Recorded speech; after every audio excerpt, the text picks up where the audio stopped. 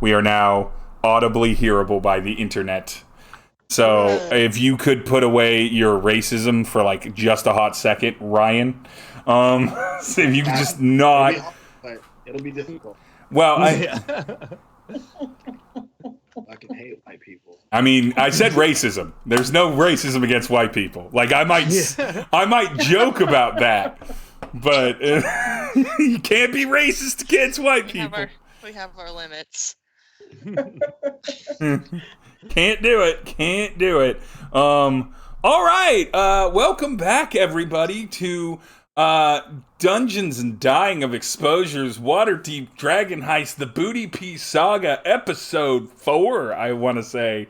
I am your dungeon mommy, Steve, and I am joined by my Booty Pea heroes. I don't really have a group name for the party yet, but Booty Pea heroes is fine for now. And so I'm joined by my wonderful Booty Pea heroes. So we're gonna start from my we'll go with my that side, whatever that side is. We're gonna start with our top right. Introduce yourself, your character name, and what you are, please, Miss Prowess. Hello, everyone. I am Prowess, the Testament, and I am playing Chesmee Eshriel, a dragonborn wizard with a chip on her shoulder. And speaking of dragons, let's just jump right down beneath you to our person that's a little on the nose with his character name. What's up? I am AAA Rawn, and I am playing Dragon, a dragonborn cleric. Is your last name Cleric? No, I have a last name, but I don't remember what it is off the top of my head. Yeah, it's not important. Your name is Dragon. Wait, no, it's David, maybe? No, you're not a David because you were adopted. We'll get into your background with David's Town one day. Next, right across from Dragon. Hi, tiny Dragon. Right across from Dragon. Right across from Dragon. Why don't you introduce yourself, you gross little goblin, or you gross little halfling? Hi, I'm Camille, and not playing a goblin. I'm playing like a goblin. Mm-hmm. I play Frond, the halfling Circle of Spores druid.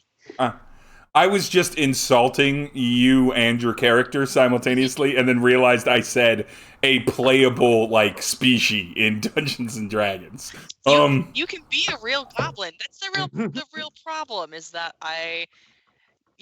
people play goblins, but I wanted to be someone to be constantly confused for a goblin, but is not a goblin. It's not a goblin. And someone who was earlier self-described on the internet as a thick king. You want to introduce yourself? Hey, I am Shujaa Wakichawi. My not real name, but name that I'll go by is KadeshFlow. KadeshFlow. And yeah, I'm a blade singing wizard. Mm-hmm. And hey, girl, let me pee in that butt. Yep, let me pee in that butt. And that is, of course, the starting bell for a Waterdeep Dragon Heist session here on Dungeons and Dying of Exposure. So we're going to do a little recap. Last session, which was fraught with technical errors, had the party finally go into a hideout at a factory down, I believe it was Piss Alley or something. It smelled like pee, I know that much. Yeah. All the way down the alley into a factory where they got into a combat with Kanku after two members of the party immediately went down, and shit got real lit real quick. We ended up seeing successful thunder waves from Dragon. Kind of pushed things back. They explored the area, and they found not the man they were looking for, the beautiful himbo Floon, but a different beautiful himbo named Renee Neverember. And Renee Neverember explained a little bit more about what was going on the night of Floon, how they were jumped, and how he thinks that there's a bit of confusion between himself and Floon because they're both very similar, attractive, handsome.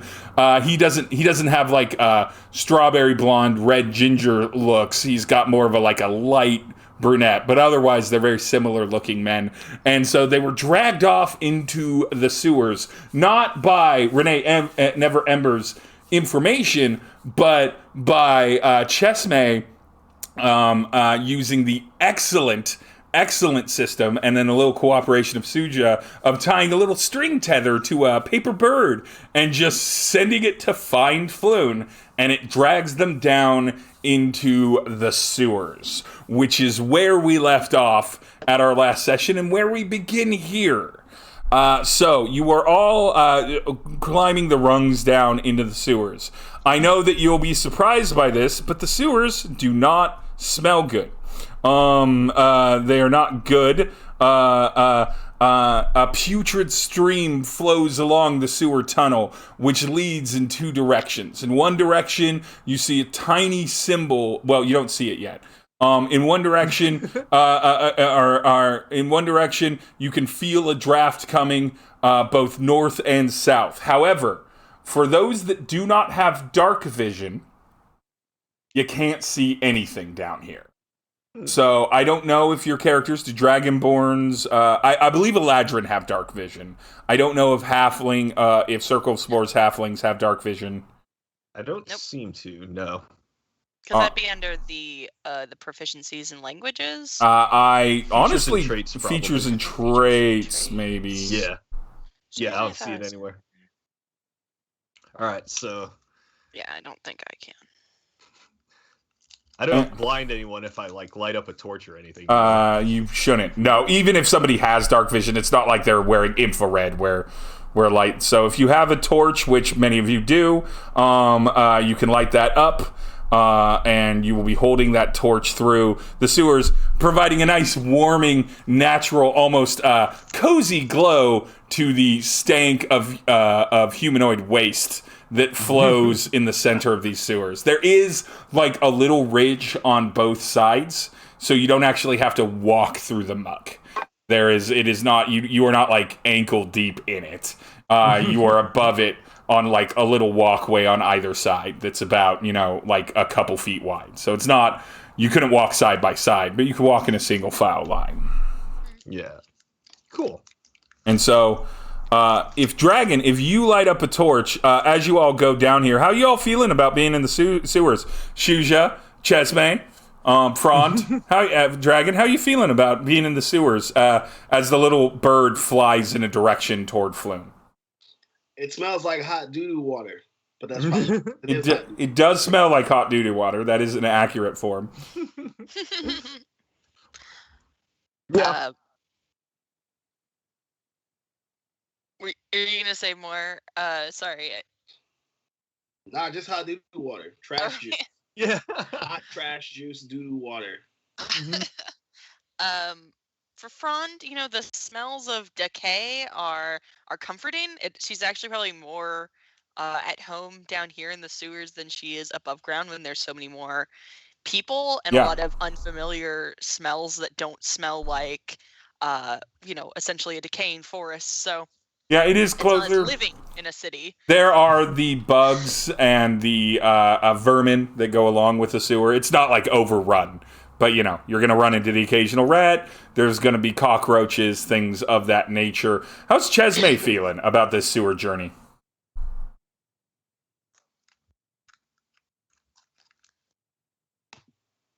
Oh, you're muted. Oh, you're muted, Prowess. Oh.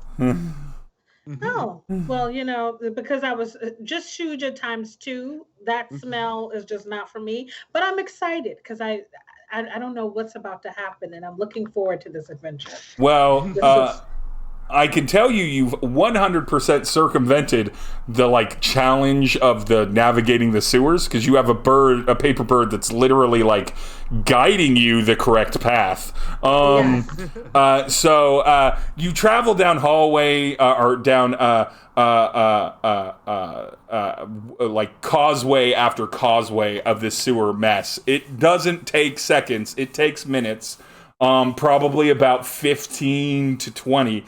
As you walk through, taking lefts at forks and rights at intersections of the sewer, until can I have because I assume you're all kind of heightened awareness because you're in a sewer and you're looking for Floon and you know that he's been dragged off somewhere, taken off somewhere. Could I have all of you roll perception checks for me, please? Yes.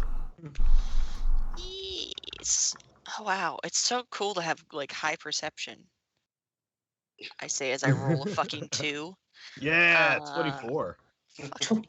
Oh, I wish 8. that was me. I had a 9. Glad somebody rolled okay. Okay, you had a 9. Who had over 20? Me, All right. 24.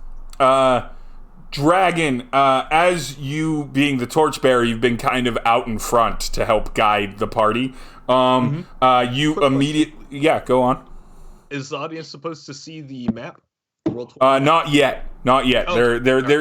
There will be roll 20 in the map. It isn't actually going to be in this first thing, but then everything after this. Okay. So I didn't there's not a specific map for walking around the sewers. It's all DM flavor.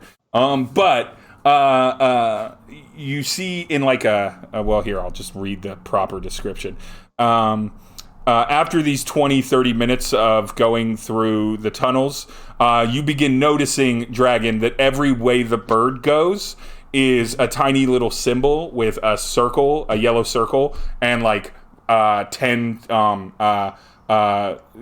like equidistant or roughly equidistantly spaced out spokes coming off of it, which is similar to the symbols you've seen on some of the bandits and people that you've been dealing with. I think that you've like interacted with at this point. But you come to a 3-way intersection where a ladder leads up into a stone shaft capped by a circular metal cover. One of the chalk symbols is marked on a nearby wall with this, and floating near the symbol is a spherical, grapefruit-sized creature with a bulging central eye and 4 little stumpy stalks. It hasn't seen you yet. You've managed to catch it in the dimmest of light with your over 20 perception check. So it hasn't seen you yet, but it is floating there, and you're pretty sure that's where you need to go. Okay.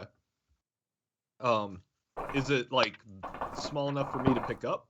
It's floating in the air. It's like hovering in the air. It's a live creature. It's got eyes and little stumpy teeth, and it's kind of like float pacing sort of around the symbol, looking in different directions. Do I have a pretty good idea of like if it's hostile? Like probably hostile. It's got angry teeth that it's like gnashing about. So like. You know, don't judge a book by its cover, but this is probably a book you can judge by its cover. I'd say any reasonable person would be like, well, that's some sort of dangerous creature, one way or the other. But it is only the size of a grapefruit, so it's only about this big. Yeah. Okay. In that case, I'm gonna cast Toll the Dead on it. How far is your Toll the Dead spell? The range is 60 feet.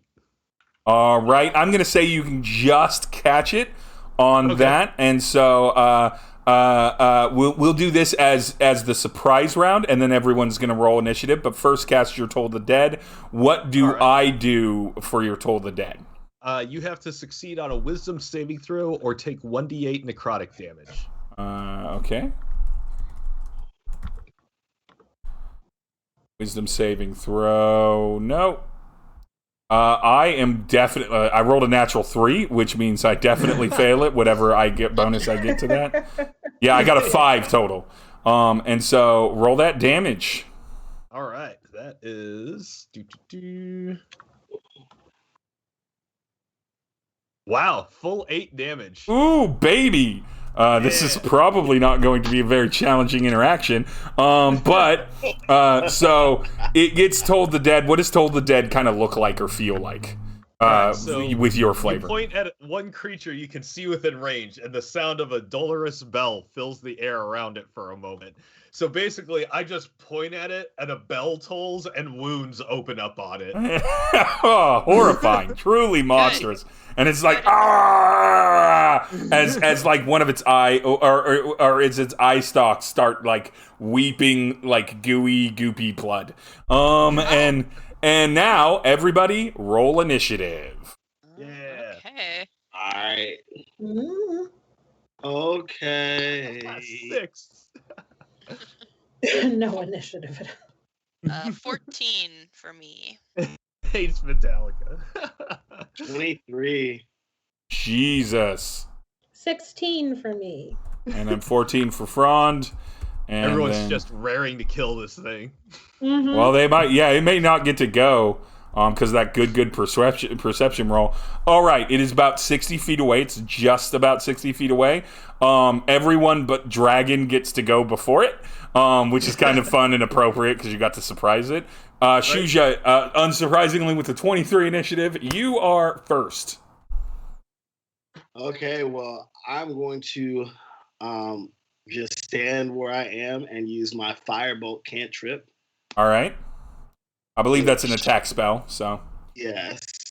And it's a 1d10. I still don't get this +6. Is that damage or hit or the hit? That's a roll. You have to roll to hit, and so it adds +6 to that because that's your spell casting modifier. So if you just click on the +6, that will do the roll for you and add in that +6. That's right. Thank you very much. That's a 21 to hit. Yeah, that's gonna hit it. And the damage roll is only a 2. Looks like I don't have any modifiers. No, not for that. But it is 2 damage. Let me do the previous damage. I'm gonna need you all to miss if this is gonna do anything. It's hurting. It like the fire comes in. It's confused, like it knows something's coming for it, but it's confused because suddenly its eye started to bleed on its little stumpy eye stalks, and now it's singed. And it's fuck. Chesmee, it's your turn.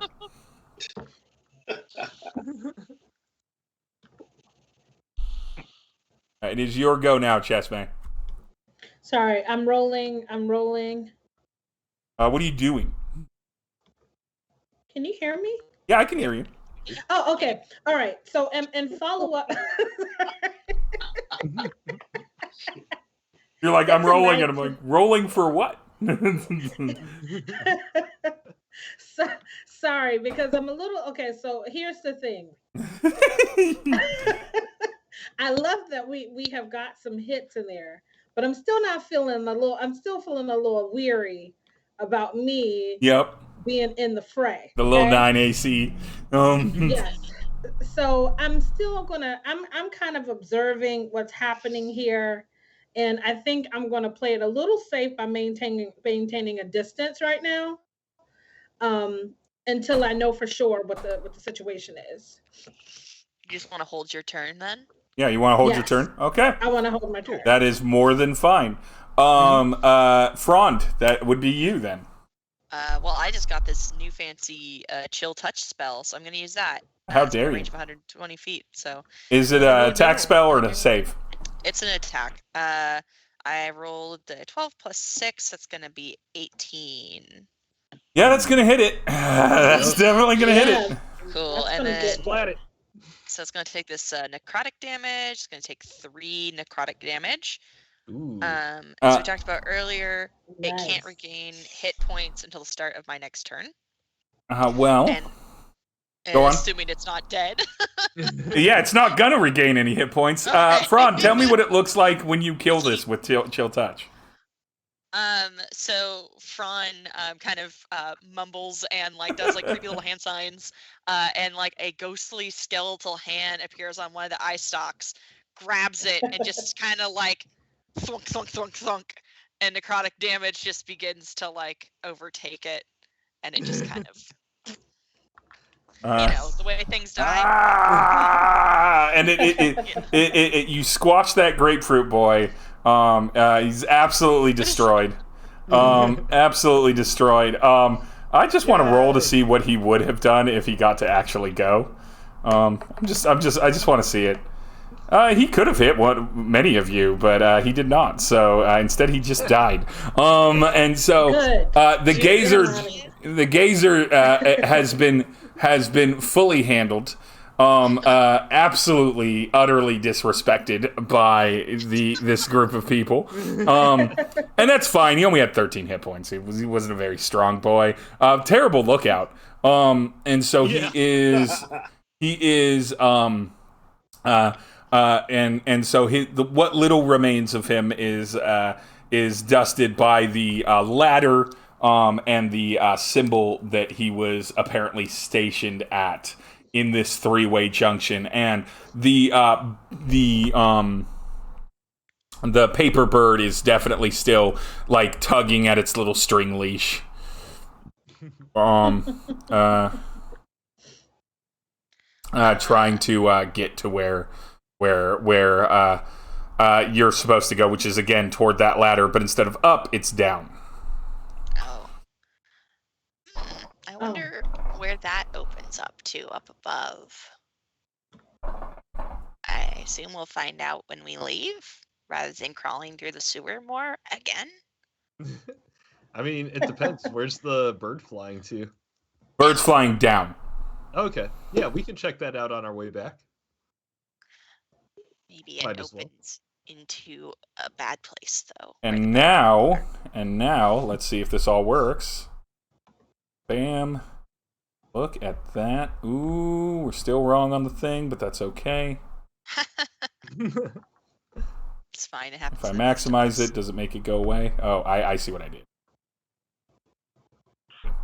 That. Excuse me. And so, yeah, we are now in the scene. Yeah. For some reason, characters have already started moving. Someone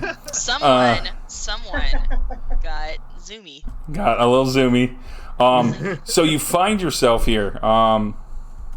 You find yourself going down the ladder into another layer, with the bird again guiding you, this time toward what you may or may not know sense of direction-wise, but along a long corridor of this sewer. Unfortunately, at this level, there are no little side pylons. There is a floating nine of spades just hanging out, but there are no side causeways, so you do have to step into the muck. This seems to be a little bit less dense. Like maybe it's part of on its way from a filtration system to a filtration system, or maybe it comes off from another offshoot. But nonetheless, you find yourself along a long corridor going toward the west, and the bird dragging you in that direction. And so you should all be able to move your pieces. This whole time, Renee has been incredibly quiet, hard to talk through the 3 perfumed kerchiefs that he has shoved against his face. The most noise he's made is, ugh, and that's it. And so he is always there hanging back, because he is hopeful to find Floon, but he is very dissatisfied with the fact that this immediately ended up in a sewer, and he's hurt from the days of torture that he has received, or the couple nights of torture. So you really only have one pathway to go with the bird dragging you, which is toward go west, young folk, go west. And so you can move yourself west. Here, let me see if I can get that off the screen so that it doesn't show the combat orders. All our dumb stuff that shows up. Automatically shows up that I can't do a lot about. Can I hide you? No, I can't. But nonetheless, so you can move west. Feel free to move along the corridor appropriately, but maybe be cautious. Maybe be a little bit cautious here. Leroy. Be like me. Be a little cautious. Super. And so you can only move down this kind of sewer path. for now. If you want to, feel free to roll perception or some such. But yeah, you should be able to click and drag your little icons. I will roll perception. I would like to do that. Rolled an 11. Mm, So maybe I don't see the dick that has been magically drawn at the end of the. That's a mouse. I got a 14. That's a mouse. Yeah. I thought it was a fat penis. Wait, are we all rolling perception? Yeah, you can. Yes. Yeah. Yes, please. I'm just Flat saying penis. it's a mouse. 10. Okay. What was the highest of the group's perception roll? Mine's 20. Oh man. 20. As you, and again, it makes sense because Dragon's out front. As you kind of approach westward to it, you see that eventually this kind of spans out into a circular corridor. You sort of, the way that this sort of looks is that the bird on the string is sort of like above you and kind of a little bit above your head and kind of tugging you in a direction, or it's kind of off to the side. You're doing a fair job with your perception of keeping the torch away from the string so you don't lose the bird, obviously. But the bird is sort of like out in front of you with quite a long leash line. And it's dragging you toward what you should all see as a circular center. Let me go to the map on D20 so that I know that you should be able to see it. It's like a circle of water along this sewer causeway here. And so, as you approach that, or as you all approach that, you can discover. Yeah, what's up? I'm just moving us and making a meep noise while we do it. Okay. As you approach that and discover that, you're gonna find in there with your 20. That was that a dirty 20 or a nat 20? Dirty 20. With your 20 perception, I'd say at this point you slow down, noticing that you have some openings and some little like areas that could be concerning. It's no longer just a solid path of wall to there. When you get to that center circle section, you do see some arrow slit openings, like you would see on a castle wall. Why weird. they're in the sewer, I don't know, but that's what Waterdeep described it as. So I'm like, why would They're they be serious about protecting their turds. But yeah, you see the main sewer tunnel expands into a circular hub with a pair of arrow slits carved into the outer walls directly across from each other. Two passages continue on north and south. A stone door is set into the back wall of a stone ledge to the west. And so, my fine group, what?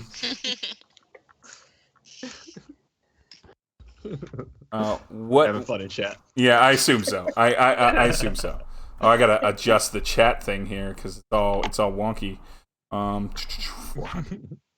It's a little overblown for the battle map. There we go. Can I peek into the arrow slits, or is that a good way to lose an eye? Only one way to find out. Yeah. Only one way. With my peeking eyes. It's also a type of dog shaped like an ottoman. Does Frond peek into an arrow slit? I do. Yeah. All right. Might not even recognize it as an arrow slit, honestly. You just peek into a hole that you see. Frond loves just looking into those holes. All the You can't find mushrooms if you don't look in holes. Okay, you can find. Me just you a can find moment. some mushrooms, but Frond. not the good ones. Yes. So what you see when you peek into this thing is like you don't see a lot. It's actually fairly dim. You just see like a little bit of brown and a little bit of gray. And I am going to say roll a dex saving throw, Frond, with disadvantage, please. Oh no! For being stupid. Okay. Okay. So first one would be a 16. Second one is an 8. Ooh. 8 is not gonna do it. So I'm gonna I'm gonna do this as your armor class rather than your normal armor class. 8 does not beat the 13. I just rolled an attack, but I figured it was about your speed of movement, not your AC. Because your eye is right in front of where an arrow tip is. Frond, all of you watch Frond like peek up, like crawl up and look at one of these things. Frond, you immediately get a short bow arrow right into your face. It doesn't like plunge into your eye or anything like that, but it absolutely is just like, yeah, it shrieks. That's 4 damage, Frond. Everybody roll initiative. God damn it. Like that, Dragon, as strong in it as always. 4. Listen. I didn't see what are you, dice? 21 for you. Dope. 18. 18 for Chesmee. 16. 16 for Shujaa, and then I'll auto roll for them. And we're gonna start. All right. Frond, weirdly enough, you're first to go in this. Strangely enough, that's just how the die worked out. Okay, so Learned it. And you've learned an important lesson about holes today, Frond. I did. So a quick question: what the fuck is nearby? What you see on this field here is you see the causeway going north and south of the sewer water, a little bit to the south. And the west there is like a platform, and that's where the door is that I described, the like kind of inset door. And then you see 2 arrow slots kind of opposite of each other. So you see on the Roll20 map where it's like 2 little like points. Yeah, so that it comes through. Oh yeah, let me fix this too, because I now should move these guys to move these guys to the layer appropriate of them. Yeah. It's so much higher than how I just acted, but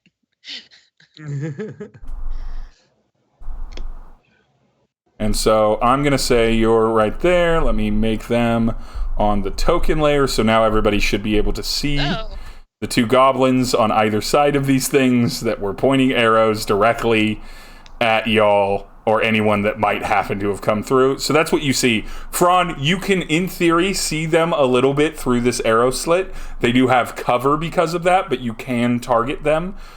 Dragon, you'd also be able to see this as the rest of you kind of approach. I'm not going to burn you down for movement speed. I'm going to assume that you were all kind of relatively near each other. So you can get into this area. You have no idea currently, other than maybe the door or going north and south, how to get around to the rooms that they're obviously in, but you can't like really see that. Okay. Let me get Renee. Get Renee out and about. Dragon's finna just like peek into the little arrow slit and point at him. Be careful doing that. I assume so. Steve, can I use chill touch through the like little? Yeah, you have line of sight. It's going to be a higher to hit because of the cover, but you have line of sight to it. Hang out back here. And I can see the little like thing down there. So I think I think it just makes sense that like get to door is probably a good idea. So I think Frond is going to take her movement. Oh wait, but I'm just disengaging. I'm gonna disengage. You're not. They're ranged weapons. You're not technically in melee distance to them. They couldn't possibly do an attack of opportunity on you. I don't. Okay. Well then, with that in mind, then I want to cast Chill Touch first before I move. Yep. So that's going to be a hit because 18, Nice. 19, 20, 21, 22, 23, Yeah, 20. that'll hit with their cover even. Yep. 1d8, 4 damage. And again, they can't regain hit points to start my next turn. And they're not undead, so nothing else matters. Yeah, and they're like, damn it! You little weird. Is this you know how I feel. It's like we did the same exact amount of impact damage to each other. What is this fucking skeleton hand? Get it off me! Get it off me! And then do you head down toward the door? 5, 10, 15. So I can make it to the door. based on where I am. Can I open the door? Yeah, you have a free auto interaction. You can just open that door. 15. So 20 and 25. Okay. Yeah. That's my turn. All right. Next in the encounter is Chesmee. Yes. Let's see. And so, like I said, I'm not punishing you for being so far back. You can say that you were, like, relatively close to the group, so you'd easily be able to get inside of these people if you want to. I do. I feel like I want to get a little closer. But I also want to make sure that I'm in damage striking position in case. Yep. So how far can I move?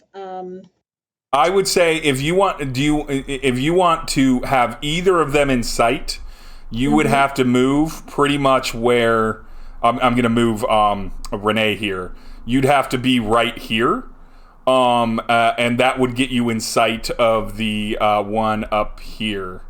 So that you could, in theory, do damage. He's got cover, but you'd have cover, so it'd be kind of like almost like a peek around the corner, shoot from cover position. That's exactly what I want. Okay, I'm gonna move him back. Yes. I'll drag you over there.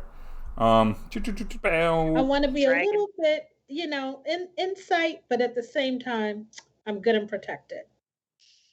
All right. And so, are you casting anything, or are you just holding off for now? I'm holding off for now because I think that Frond is already in position, so I'm holding off for now. All right. With that being said, next on the turn order is Shujaa. Sorry.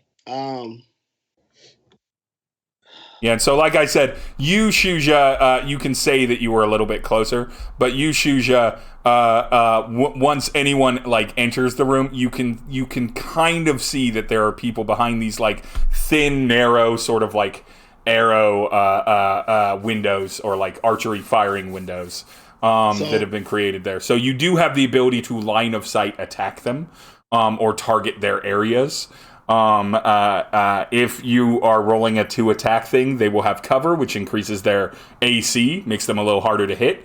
If you do something like a save throw spell, they don't have, like, that doesn't matter. So like that doesn't change that they're covered. Well, I'm going to target the goblin nearest to me. Do you want to target the one up top or the one down in the bottom right? What is happening? Hold on, God damn it, guys. And by guys, I mean Aaron. It's Aaron. I know that it's Aaron. Oh, let me move. Let me move the... Do you see the arrow? Yep, I can see the arrow, yeah. Okay, so I'm going to use my firebolt cantrip. You would have to move yourself, and I will move, what's his name, again. You would have to move yourself to where I essentially have, that's Chesmee. Let me move that. Let me move him out of the way. Okay. Is there like a height thing I'm not thinking about? No, that's walls there. There's no, you can't see him from your current position. Let me get to thing, and then I'll fix the stream so that people can see. Let me move him back. I don't need to see. Clearly, I can take a bullet to the eye and be relatively fine. Which get you Sight more is for visual. losers. I use the power of mushrooms. Yeah. There we go. All right, so yeah, you can target that one. So, what are you casting? Firebolt, my firebolt cantrip. Okay. And let's see what I roll. That is a 20 to hit. Oh, the stream's super delayed. 20 to hit? Not a natural 20, dirty. Yeah. What's up? Oh, are we getting rated? Ooh, rating. Yep. Very nice. Very nice. What up? Hello. Hey. Hello. Hello, everyone. You came into us during Goblin's raiding. 20 to hit. All right, that hits. Roll damage. Dope. Bet. All right. What? Oh no! I thought it was a 0. I was like, Oh. Oh no. That's a 10. That It's a 10. that goblin just goes up in flames. Like you can just hear the death cry of it going ah, and then it just goes up in flames. Toss, flames that I toss, lives get lost, Hey. Yeah. Look. Bitch! It's gone. Yeah. It's gone. With that being turned, with its brother being slaughtered, its brother in arms, the other goblin notices that the halfling scooted down and through the doorway and has a direct line of sight through another arrow slit, literally right at the halfling. And Frond... He's like, oh, I'm gonna get you. I'm gonna get you. Sees the fucking arrow slot again, knows what it is now, and he's like, oh, shit. And so we are going to roll to hit. Roll to hit, Another baby. eye-poking hole. I'm lurking. We don't tolerate lurkers out here, dog. We don't tolerate lurkers out here. It's an illegitimate Frond, strategy. you have... Ass clapping bell. I got you. Frond, fortunately, you're able to spot the arrow slit for the hole, or to shoot arrows through, and you duck down in time to dodge the 11 to hit. The arrow just like prongs into the wall behind you. Dragon, it is now your go. All right, so I'm gonna run up to this slot. Do I have line of sight on this guy? On the guy there? Yeah, if you get yourself like really lined up to the slot, yes. If I basically like put my eye up to the slot Yeah. and put my finger through. All right, I'm going to do that, and I'm going to cast Lightning Lure. So, Lightning Lure, you create a lash of lightning energy that strikes at one creature of your choice that you can see within 15 feet of you. Yep. The target must succeed on a strength saving throw of 12, or be pulled up to 10 feet in a straight line toward you and then take 1d8 lightning damage if it's within 5 feet of you. So basically what I'm trying to do is cast my Lightning Lure, snatch that goblin, and then pull him like basically in practically through the arrow slot or whatever, and then zap him with lightning damage. All right. So I rolled strength save. Yep, DC 12. 17 on the roll, and so he saves. Oh, does it do Does it do like half damage or anything, or no? Nope, it doesn't look like it does anything. And so he sees the lightning lure coming, and he kind of ducks under it with his small stature. It's having just seen Frond dodge his arrow. Frond, it is your go, though. Oh, I'm coming for you. Oh shit! I have the draw tool instead of the grab tool. 5. I'm gonna open this door. I read some of these drawings. 15. Pass the mouse. 20. 25. Okay. And then I'm going to use Thorn Whip. Actually, why would I ever not use Chill Touch? Chill Touch is pretty good. Yeah, I'm gonna use Chill Touch. So is that a fucking No, I'm What? deleting it. what? It's 13. It's probably not enough. 13, maybe. Let me double check. No, with Chill Touch 13, this goblin has experienced your tricks before and is upset that you're in his little like area, his room, especially because you passed by an area on the way into it. But he just like manages to move out of that. He looks down toward his neck and he's like, no, and then dodges out of the way. As the battle of the tiny creeps continues with you two. Chesmee, it's your turn. You are muted, I think. Okay, I'm muting because I've got my fan in the background. That's so it's 100% really fine. hot. So listen, I want to strike now because I think I'm in a good position to do that. I think you are. Yeah, so I'm going to, let's see here. Can I? That lightning lure didn't do anything, but can I give a firebolt? Yeah, you can do a firebolt. If you kind of move around to kind of where Dragon is or near Dragon, you can firebolt him. Yes, let's go. I'll drag you over.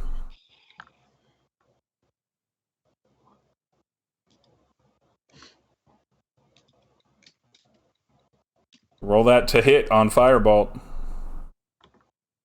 Goblin's like, fucking casters everywhere, casters! Where's their fucking barbarian or fighter or any other class that isn't casting range magic at me? All casters.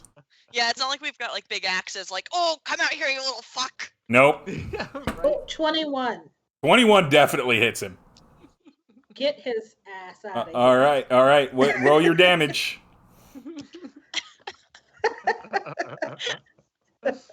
Here's the fun part. Let's see. Where we go. Don't have to get a lot of damage in there, but you do have to get some. Why is there a second dead rat?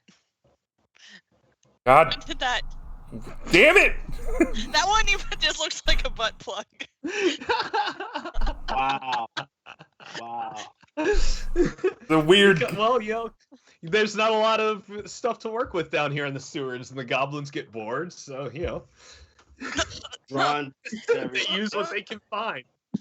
No. My damage isn't going. Can I just roll a d6? Yeah, roll a d6. Dicks and butt plugs also sounds like a great song. Right? Or not a d6, sorry, a d10. Chesmee, d10 for your damage. Okay. Rat butt plug. Dicks and butt plugs, dicks and butt plugs. One freaking A. Oh, 1 damage.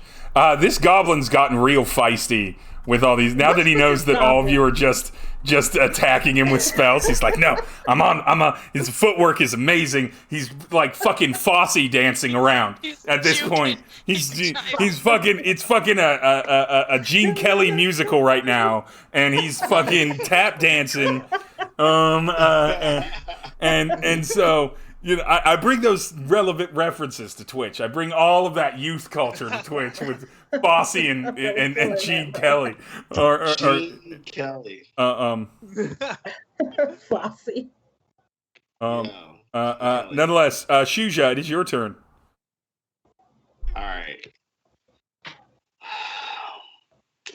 So this other guy's out here trying to be extra, so I'm a step. I think I have enough move speed to go on the other side here. Yeah, to around where Dragon is. Yeah, you do. Yeah. So I'm gonna be back a little bit just in case this goblin has more AOE spells than we like to think. And I don't know about that. You never know. Right. I could homebrew him. To be fair, I did put my eye into an arrow hole, so maybe don't take my advice. It should not be dangerous. So, cantrips, you can just use cantrips. Yeah, right? you can just fling cantrips. Those are free spells. I was just making sure. So I'm gonna use Firebolt again, except I'm Yep, that's what it's for. Hey, look. I'm not for lurkers here. Lurkers can get that action. I'm about the action. Want that action, boss? Yeah. One of the greatest sports quotes in all history. Hanging up. Almost all. Isn't that also? That's a Marshawn Lynch quote, isn't it? Yeah, that's a Sean Lynch, Marshawn Lynch quote, and it makes me very proud. I had nothing to do with it, but I will use my tribalist tendencies to be like, yes, that's us. That's Seattle right there. Yeah, you're right. What did you roll to hit? Speaking of being about that action, that's a 25 to hit. Oh, that's definitely gonna hit. Yeah, so do more than 1 damage. This looks like a 7. Yeah. And much like the one before, Shujaa, maybe you need to go to counseling about your problem with goblins because you tend to like them all the way up. You know what? They can fuck around and find out. Yeah. And with that, Frond, you get a front row seat to watching this goblin burn alive and then burn to death. From life to death, circle of life, ashes to ashes, goblin corpse to goblin corpse. And that combat is done. Glad that Shujaa is on my side. All of you saw around here to fuck shit up and clap my ass. Mm-hmm. all of you saw the path that Frond took through the door, Guys, come this and way. the bird seems to want to be doing that. As you travel to where Frond is, and don't move yourself too much, Frond.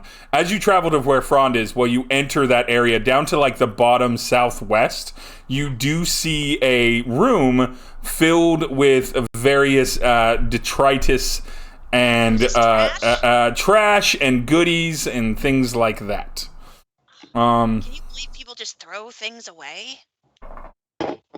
The bird is trying to go somewhere else, but this room doesn't leave anywhere else. Do you want to look through any of this trash because I verbally mentioned it, or do you want to move on forward? I'd like to dig in the trash, Steve. Everyone roll a investigation check. Investigation. Nope. Oh, me neither. Oh, 17. 17, 20. All right. So, funnily enough, the non-wizards of the party see things here, and it just looks like a bunch of rusty swords, some moth-eaten and rat-chewed things, some carcasses of some rodents that look strangely like penises. Definitely nothing of note. However, both of the wizards see one specific item. Shujaa and Chesmee, you both sense a extremely strong arcanic kind of vibe from what at first looks maybe like it's a blanket and might be, tossed away as like more of the stuff that is useless. But upon closer investigation, it is actually a clean, full hooded cloak, and it is vibrating with magic. Vibrating with magic energy. I don't know if anyone in the party has identify or the identify spell to identify exactly what it does. I don't think so. I have message, so I could send someone a psychic message that makes them think they can identify it. That's And not. I Does have that an help? encode thoughts cantrip I could use. Ooh. None of those will help actually identify the item. And so it is a magic cloak. Which one of you wants to hold on to it, or do you touch it at all? Let's make what's his name? The guy that's following us. Let's make him wear it, just in case it's like cursed. You want Renee to wear it?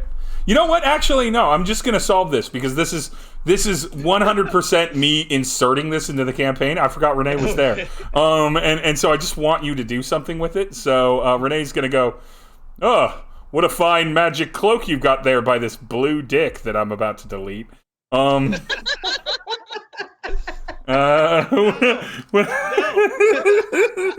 saving the rest of it. No! Come back here! Come back here! Nonetheless, what a fine magic cloak. And he grabs hold of the magic cloak and he looks at it and he's like, "Oh, this would be quite useful." And he casts a spell that he doesn't have on his NPC sheet, but I don't care because I want you to know what it is. I realized only now no one can identify it right now. And he goes, "Well, this would make it hard to hit someone." And it is a cloak of blurring. Anyone wearing this cloak has the essential ongoing effect of blur, which means that anything to hit you has to be rolled at disadvantage. But it is a little bit, he looks at it and he's like, it's a little bit stronger than that. it feels like even if it does try to hit you, the cloak has like a durability weaved into its fabric. Almost like it's made for someone with an incredibly low armor class to solve that problem and prevent them from having to hang back constantly. Well, I have gotten very hurt, but I don't think it's for me. It would, I mean, we could wrap you in it 3 times, little halfling. That would be fine, but...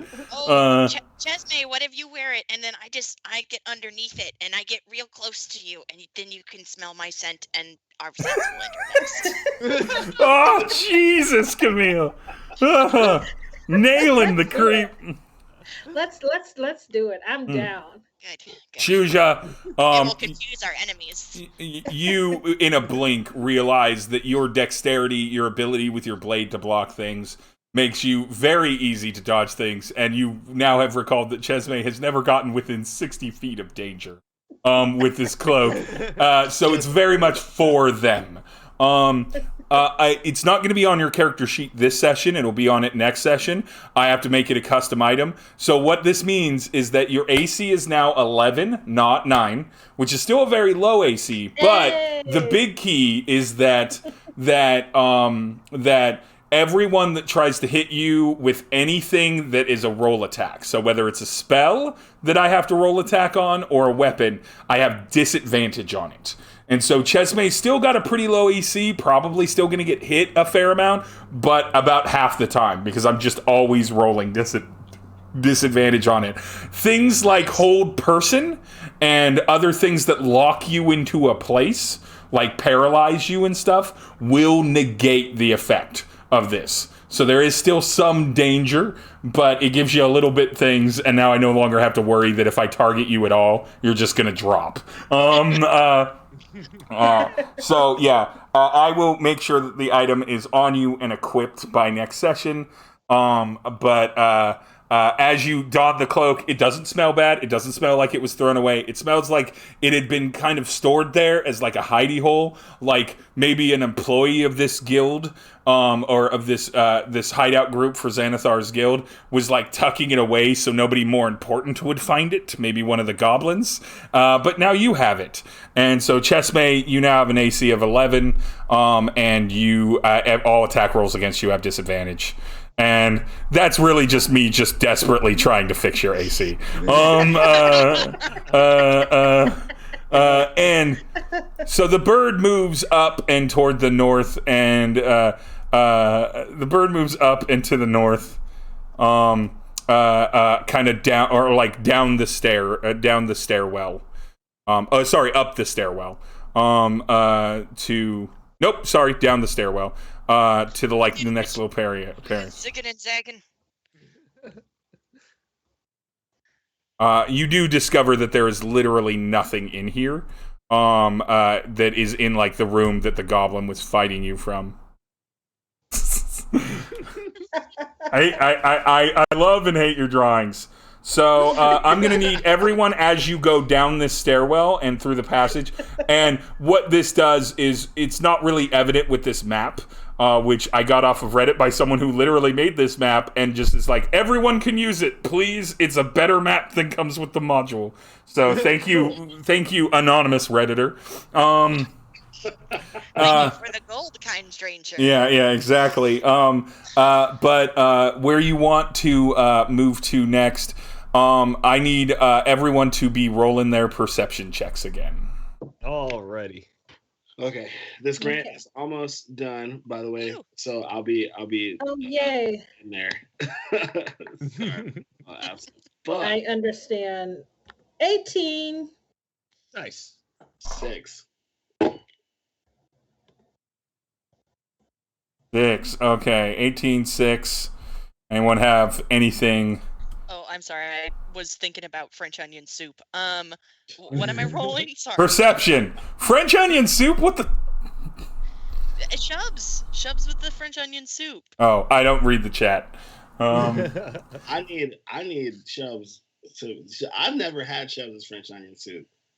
Sorry, this is out of campaign. It's 14. I got a 14. I need you all to be focused and No, I'm kidding.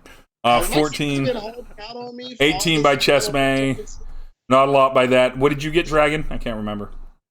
I got 15. 15. All right, so it's really Chesmee that gets this. And maybe it's because they're just kind of hanging back. Maybe it's because they hang back to the thing. Maybe it's because they're quietly listening. Maybe it's because they're just enjoying their new cloak as they walk through this. Chesmee, you hear the mutterings. The, like, muttering up ahead, east along the corridor. You don't have to, like, hop over the waterway. That waterway is above you. Oh, I see. You're trying to hide them now. Deleted. You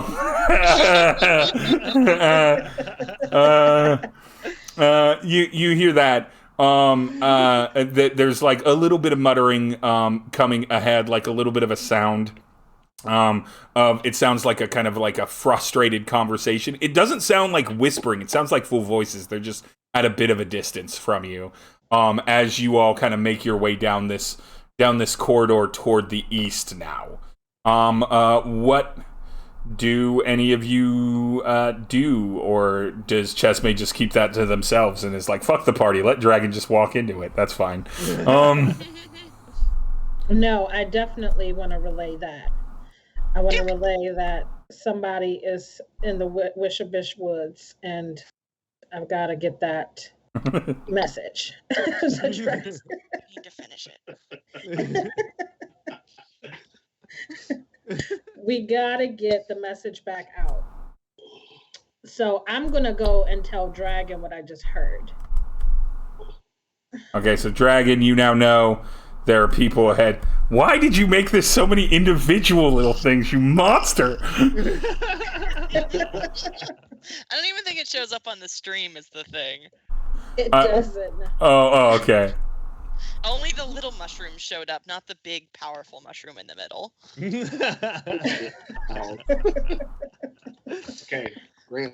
Submitted. Nice. Congrats. Woo! So there were sounds. Basically, there are people. Yeah, there are people up ahead. So, so what should we do? I have some ideas, but I mean, is there an option to us other than just charging ahead and trying to beat them before they beat us? Well, if I snuck up, maybe I could cast Entangle if there are a bunch of people in there, and Ooh, then they that's a good would idea. all be surprised and held in place. Mm-hmm. Yeah, and, I like and that. maybe we could interrogate them even first. Maybe I don't know how effective it'll be. Would you like me to try that? Yeah, let's go ahead and try that. We'll sneak up together. You in front because you're a little bit more stealthy than I am. Yes, when I'm not sticking my eye in places it shouldn't be. Yes. Okay, should I roll a stealth roll then? Too late, I already hit it. Nice. All right. Yeah, roll stealth roll. So as Frond sneaks ahead, and Frond, feel free to move yourself to the westward ho. I tried to move it on the Twitch stream because I'm a dingus. I do that all the Now time. I'm just drawing a big shape. God fucking damn it. Maybe if you didn't fuck around with the damn draw tool the whole damn stream. Maybe you want to be drawing shapes. I will not be contained. Frond with a 12. You all watch Frond like sneak very well. They sneak very well, but as they enter in the room, they accidentally step on a rat, and the rat screams a human scream. It's just like, ah! And then you both hear like a, what was that? What's going on?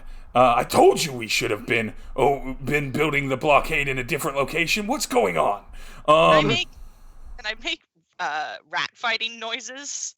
As if perhaps two rats are now having a rat fight? Sure, let me know if you roll a natural 20. Please try. I'm gonna make it a nature check, clearly. I rolled it 14, but not in that 20. Then no, the rat fighting noise trick does not work. And so you can hear them arguing in the next room, but you don't, again, they're just like the blockade should, who cares about that room? The blockade needed to be in this room. God damn it. Told you that. Somebody just want to know. Is there a place to hide? Yeah, there's beds everywhere. You can see the beds kind of like lined up in them. They're like a couple of them are sleeping mats, but like there's piles of blankets. And so if you wanted to like do the classic like get under a pile of blankets, you Yes. certainly can. I will do that, and then so I assume a stealth to hide myself.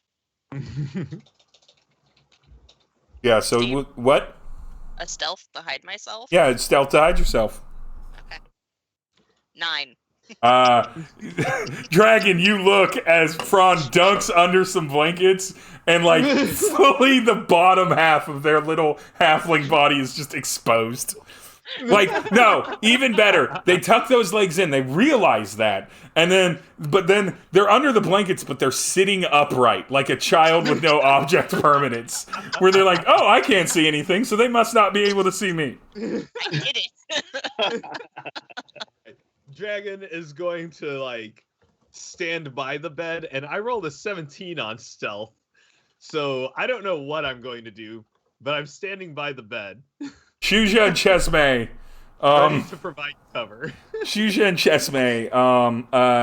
What are you doing at this time? I'd like to actually roll a stealth and see if I can scoot up, not right where they are, but close enough to be able to provide cover. Yeah, sure. I'd like to be behind them, and as they go in, I'd like to be able to be at enough range and sight to be able to provide some cover if needed. Yep. So, Shujaa learning the lesson of don't bust in the door first. Very immediately learning that lesson. Yeah. It's 15. 15, that's pretty good. I'm going to have to roll on that one. What about you, Chesmee? What are you I'm doing? rolling a stealth too because I'm not. Move yourself directly behind where Frond's icon is. Yes. Shujaa.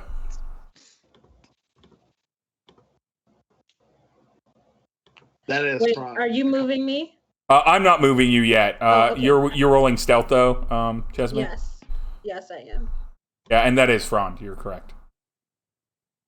16. 16. All right. So I am gonna roll for these two. And then we're gonna see if either of them notice you with the perception. What is perception? Is it wisdom? I think so. Perception is... wisdom. Yeah, it's a wisdom. Okay. So first one. Only an 11. That's not going to do it. Mm. Second one. Celine rolled a nat 20 for stealth. Of Well, they course. can't find Celine. They're in Celine the is a chat. ghost in the chat. They can't find You Miles. wish you had a They level shall see. 10, level 11 rogue with like infinite stealth in this situation. So they don't know it when they come through. They don't see Shujaa. They don't see Chesmee. They do see Dragon because you said you were just standing behind the bed, but they don't know that but there's with a there. 17 stealth. So like, I don't know, maybe I'm just like standing really still. Yeah, They you're don't not. notice me. You're not. Yeah. I'm sorry. You're not I'm Drax. not as obvious as the frond-shaped lump under the sheets in the bed next to me.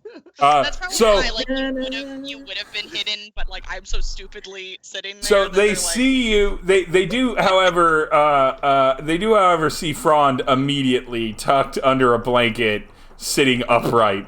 And everyone roll initiative. Hold on, before they come in, before they do anything, I want to speak up and be like, do you mind? I'm trying to put my daughter to bed. And roll, I don't know, would that be intimidate or performance or persuasion? Let's go with intimidate. Sure. Okay, intimidation. That is a 9. So no. Ooh, What? my initiative sucks. Okay, what did people get for initiative? I got 23. a 4. I got 11. And what you get, Frond? 23. And the Finally. sheets.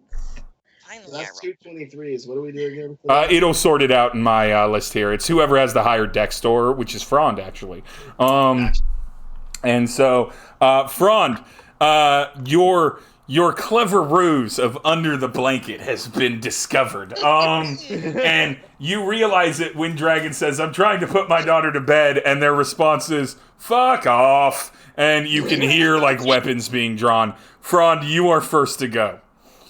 I throw off the blanket and I'm gonna cast Entangle. All right. So it's a 20-foot cube. So I think I don't know if I can 10, 15. So if you 20. cast Entangle in here, Yeah, you it's gonna can, get all of us. Well, so you can lay it in such a way that it can just get Dragon. Well, that's Even not if what I Dragon's wanna like do at back here. all. I mean, it'll get those two as well. It will definitely be on those two, but Dragon will also be entangled with it. Yeah, I would rather not do that. No, it's cool. Like, me being entangled is fine as long as they're both also entangled. Yeah. So yeah, go for it. No, I don't want to do that. All right. I'm instead gonna cast Fairy Fire. Fairy Fire. Okay. So, any creature in the area when the spell's cast is also outlined in light if it fails its dexterity shadow. Does that include friendlies? Yep, it says any creature, so that includes friendlies.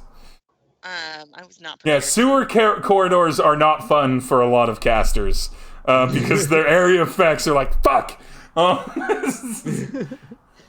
shit. No, I'm sorry. I'm going back and forth. I'm just gonna cast fucking Chill Touch. You'll touch, baby! I'm gonna go On the Dwergar or the Bandit? the There's a little gray man with a beard. Here, let me read the flavor for these two because we got so off track with them. Oh, they don't have flavor. Never mind. I was gonna go with the Bandit. I rolled a 15 to hit. That will hit the Bandit. Okay, I'm gonna roll 1d8 here. It is a 5. And so yeah, Ow! it can't gain hit points. If you had just built the barricade on this side and not protected the stupid bathroom, we wouldn't have this problem. The Bandit screams in pain through kind of half choking through the Chill Touch skeletal hand that Frond has become so very fond of. The Dwergar's like, yeah, whatever. I know what we need to protect ourselves from. And then it eats various French fries. Well, he does it. And then that is Frond's turn. Do you move at all, Frond, or do you stay kind of where you are? I'm just gonna. There's nowhere to go, really. Yep, not if you want to stay in view of them. Shujaa, it is your go next. Okay. Baby. And so you have line of sight on both of these, and you just saw Frond just like rip into one of them with a chill or choke out at one of them with a Chill Touch. What am I going to do? Oh, that's what's happening. Okay, there we go. Sorry, stream. The map wasn't updating. It's updating now publicly. Cool. Oh, public thing. Well, it's because I hadn't opened the window for it for a while, and so it was like, oh, this isn't there, and so That's why I couldn't see most of our really great drawings. I drawings. suppose. Yeah, that's actually why, is because I have to like go to that window. Shujaa, what you up to? I gotta pull my head out. I'm still running through the level up spells.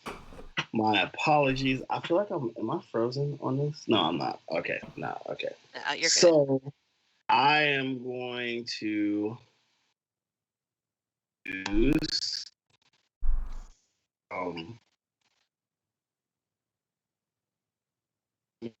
and I am going to let's see.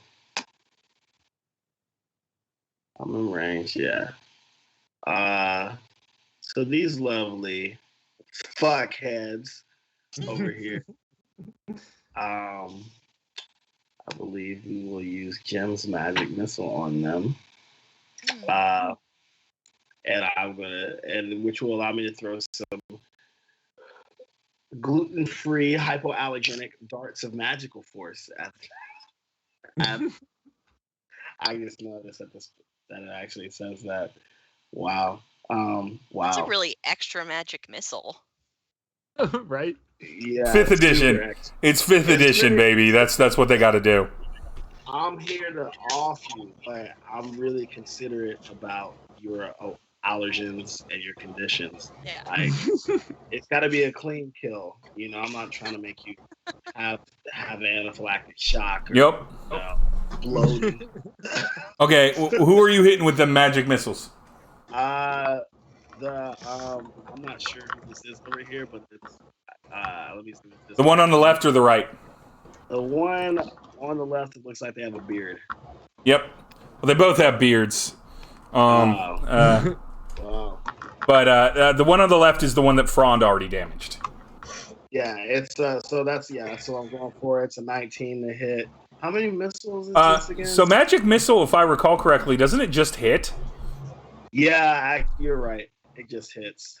It just works. It's one of the reasons it's one of the most cast spells, I feel like.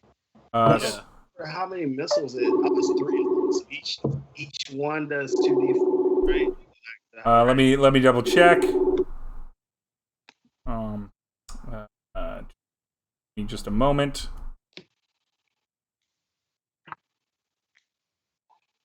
Jim's magic missile. To do. When you cast this using a spell 2nd level or higher, it creates 1 more dart. Yeah, 2d4 damage. On a hit, a missile deals 2d4, and you create 3. So you can deliver those 2d4 damage however you like. And you can separate your missile targets. So let's do the first one and roll 2d4 and see what kind of damage you do.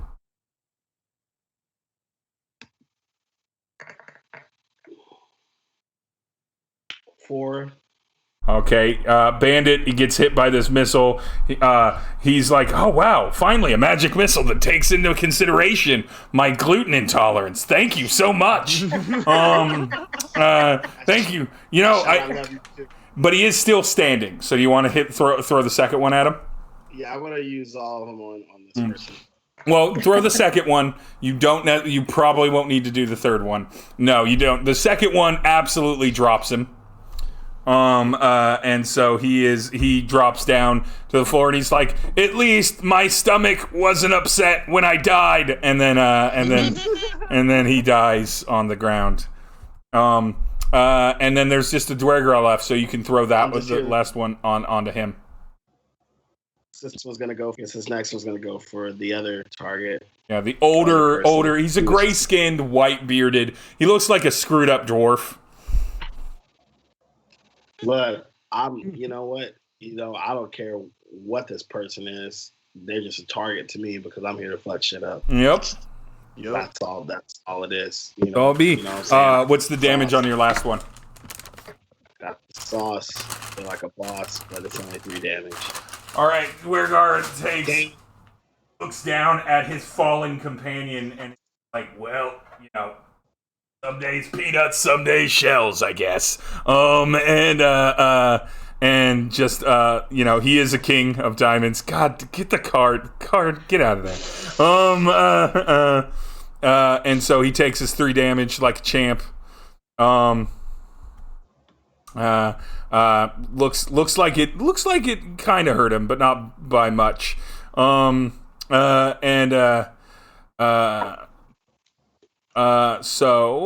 he is going to reach out. He's going to look at the field. Going to see that Dragon's there now that people have been hitting him. God damn it, hold on just a moment. I accidentally clicked something and it's going to slow my computer down. Uh-oh. I accidentally opened Premiere Pro. So it'll be a moment while it opens and then I can close it. Boom, done. Okay, so our Dwergar kind of looks at the field of what he's got, looks over, and then he is going to move into range. I need to see if something makes sense for him or not. And he is going to swing at Dragon. Okie dokie. Does a 23 hit Dragon? Yes, a 23 hits. Yeah. And he is going to swing his damage first. Alrighty. And so that's 5 damage. He hits you with his war pick. It digs into your shoulder. And at first, it barely gets past your armor. Like, it barely, like, you think it's not going to be a problem. But the hard part happens when he just smiles and laughs. Mm-hmm. And then he starts growing in size. And he gets bigger, as does his war pick. And our little happy Dwergar gets much bigger. Cool. At the same time, so he gets hit by Wrath of the Storm. Ooh. So when a creature within 5 feet that you can see hits you with an attack, you can use your reaction to cause the creature to make a Dex saving throw. So he has to make a Dex saving throw of 14, DC 14, or he takes 2d8 lightning or thunder damage, half damage on success for the saving throw. And that's a Dex saving throw? Yep. Sure it's not a strength saving throw? You sure? You positive on that? God damn it. I am positive. So he takes 10 or 5. And the save check is a 4, right? It's a 4? Yeah. No, he takes all 10 of that damage, and he does not like it. Yeah, I bet that wipes his smile off real fast. Yeah, and he's like, cheese and crackers. And who put this giant wiener on my face? Dragon, it's your turn. right. That's all you can do. Cool. How does he look so far? His condition. He looks tough. He looks like he's still got some heat on him. He's definitely been injured. That spell absolutely really hurt him, but he's not like at death's door. Okay. In that case, I'm gonna toll the dead at him. I'm gonna just point at him, like look up at his growing form, and then just point at him and be like, "Be embraced by the deep." So Wisdom 14, and he hears bells. And because he's missing any of his hit points, he takes 1d12 necrotic damage if he fails. Nat 20 on the save. Sorry, buddy. All right. He's like, I don't care for your bell-based music. Damn it. I'm not a big bells fan. I'm much more of I like a classic rock. If you could give me a classic rock. Get it? Because I'm a dwarf. Well, I'm kind of like a messed up dwarf. So, like, if you got some sticks, you can play some sticks for me. That's more my style. Do you move anywhere or anything, or do you just stand there like the giant dragon wall that you are? I just stand there like the giant dragon wall that I am. All right, Chesmee, it is finally your go. Let's get some. I'm gonna cast. I will say, Chesmee, you will have to kind of actually move into the room a little bit. You're a little too far back down the alley, but you can still keep like dragon between you and this Dwergar. Am I still in my cloak? You're not invisible. You're not actually. So like the blur just triggers when danger comes at you. So you look like a normal walking around human being or dragonborn. But like if something like an arrow or a sword or like a firebolt gets close to you, suddenly you get blurry. So I'm kind of safe to move around in the room a little bit. Yep. I'll move closer in the room versus being completely out of the fray. Yep. And so you still got a little bit of distance. He's not able to like reach you right now. He's got dragon in the way, but you're now in the room, in the mix. And he's realizing there are now 4 people attacking him. And he's like, I'm probably not going to live through this. It's not a good time. It's times like these, you think I'd run, but I've made myself too big to escape, so I guess I'm gonna die here, probably. Can I give him a lightning lure? You can give him a lightning lure. Ooh, nice. So you roll a hit. I like that we both have lightning lore. Yeah, well, with all these casters, there's a lot of overlap, and I love it. Roll hit. Let's go. Is what happens when you A D10? No, a D20 to hit. It's your spell attack for lightning lure. In your case, yeah, you could in theory just click the spell, I think. Yep. Yeah. Ooh, At will. hold on a second here. This can't be right. Okay, hold on. Excuse me. My lightning lure damage says 5. That seems Nice. super low. No, lightning lure doesn't actually do a lot of damage. It's a 1d8 for its damage. But what was your to hit? Also, yeah. Yeah. So do I need to roll for damage now? No, you don't need to. Did you roll a 5 on your d20, if you will? Yes. Okay, then yeah, you're not gonna hit him with that. He just. No, I didn't roll on a d20. I just rolled my my lightning lure. Oh no, no, yeah, you need to roll a d20 because So- lightning lure is a hit spell. No, right? lightning lure. The target must succeed on a strength. Oh, saving. strength save. Okay, that's why. Okay, that's on me. I for some reason I was confident it was a to hit spell for some reason. Spell attack. Spell Is that what attack. it's Yeah, called? spell attack. Yeah. Okay, strength saving throw. Give me just a moment.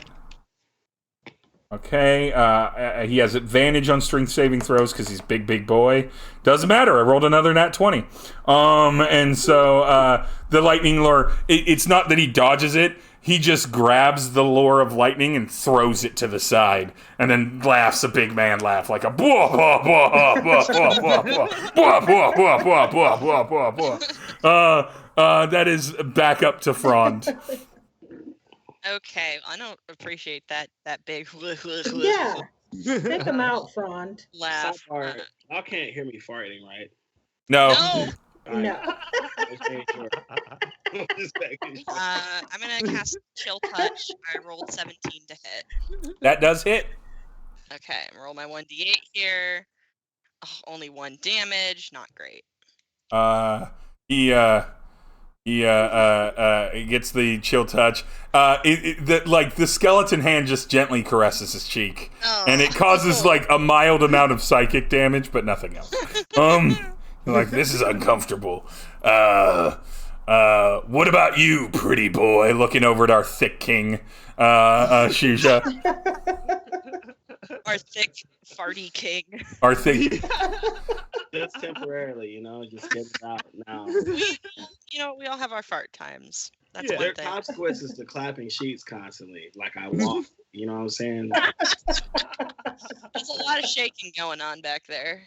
That's an impact. So what do you do, Shujaa? We're still in combat, right? Yep. He's still standing. He's big. He's large. Big boy. I gotta look, see how close is he to me? He's about. Real close. That's a big boy with some big. He is technically about 5 to 7 feet from you. So, this blade song situation I've got, that's like a swift action or something, right? What is? Well, let me look. The blade song. It's a bonus action. Bonus action. Yeah, that's the word for it. So I'm gonna go ahead and use that. What is Blade Song? Blade Song allows me to gain a +4 to my AC. My walking speed increases by 10. I have an advantage on acrobatics checks, and I gain a +4 to any Constitution saving throw. Jesus. I All right. It's stupid.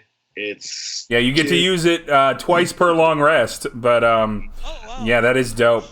How long does it last? It lasts for 1 minute. Okay. Yeah. So with that in place, now that my AC is fucking 22. 22, I'm gonna stroll up We getting some sword play? Yeah, you know. Yeah. Let's let's see how this Yeah, goes. you can get in right beside Dragon, on Dragon's left, and you'll be in melee range of him. So, all right. I tried to do that. I kind of. Oh, here we go. Yeah, there we go. Okay, so I am going to roll to attack. I'm trying to find. Isn't there like a specific like box for my attack situation too? Is it like a specific? Are you? Yeah, you have a rapier. That's gonna be under actions. Under actions, and then next, just click the sword icon or the +6. It is. Thank you. Yeah, Thank that you you hit do the hit /DC, and then you roll the damage afterwards. Damn, that's not as good as I was hoping, but it's a 13 to hit. He just bats your rapier. Little toothpick. You're handsome and smelly, but I'm not worried about you. That's and he what just they say about me. Next. I say next time. And he looks at you, and you do look tough. What's the field look like for him? He can't really get to anyone besides Shujaa and Dragon, and he's already done some damage to Dragon, so he's just gonna keep chopping at Dragon. Because he realizes Dragon is just sort of in the way for him. And so, just double check. Well, enlarged. Ooh. Ass clapping, Bill. All right, so he's gonna swing at Dragon. Yeah, we're definitely a bell-based party, all things considered. Yeah,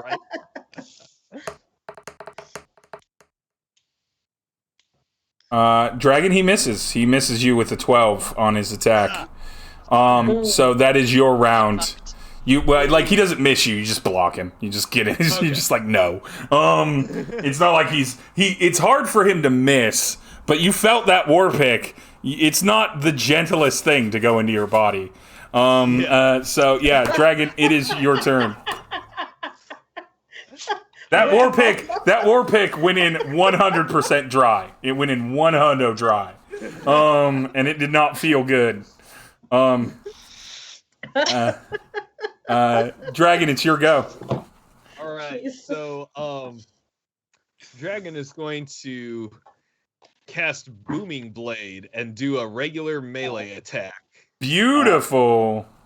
Ooh, and that's a nat 20. All right. So, what does Booming Blade do? And then we'll discuss the damage overall, because it's not just double roll in my system. Okay. So, Booming Blade, on a hit, the target suffers the weapon attack's normal effects and then becomes sheathed in booming energy until the start of my next turn. If the target willingly moves 5 feet or more before then, the target takes 1d8 thunder damage and the spell ends. So, basically, if he moves at all, you gonna get hurt. Yep. Okay, go on. And then the damage is... so what are you just rolling your weapon damage then? I think so, yeah. Yeah, so take your maximum weapon damage. All right. So what would be max damage for you on that weapon? I have 2 things on here, 1d6 plus 4 and 1d8 plus 4. I don't... are you wielding your anchor two-handed? Oh, I see. Yes, absolutely. Okay. Always. So yeah, generally. Ooh, that's max damage. 8 plus 4, 12. Okay, so the way that I do crits is that instead of doing like double dice roll, I simply max out the damage. So there's already a max damage, so that already would have been 12, and then you just roll the die again to add to that, but you don't get double the bonus. So that at no point will a critical hit ever result in anything but above the damage you could have possibly done on any other hit. But since you rolled another 8, you all watch. I have to do some math here. You all watch as get Dragon basically heaves out his anchor, scrapes it on the ground, and does a huge like sweeping uppercut with storm energy. And so that's 20 damage. With an anchor again. You all watch this anchor just wreck this Dwargar. He's hurting big time. But he is still standing. He is still. He's not alive by much, but he is still on his feet. And he's like, Jeez. I knew I wanted you as my dance partner. And then and then he just groans as he grabs his body in the place where you hurt him.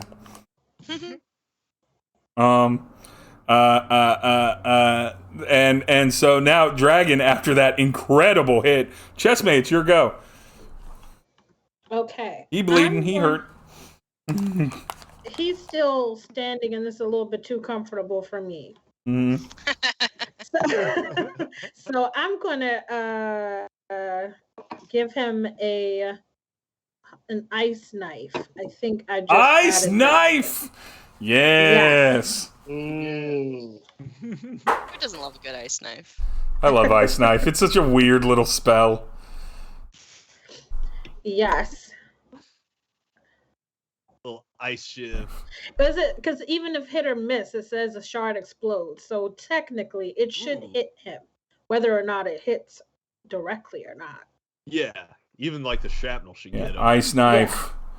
Okay, ice knife. Remember to take one of your first level spell slots. Take it off on your character sheet. You create a shard of ice. Mark a ranged spell attack. So you do have to roll your spell attack for ice knife. On a hit, the target takes 1d10 piercing. Hit or miss, shard explodes the target, and each creature within 5 feet of it must succeed on a dexterity saving throw. I like the flavor of this because it means that Dragon's gonna have to do a dex save, but it's fine. It'll be fine. It's funnier this way. Ice knife away. What did you roll to hit?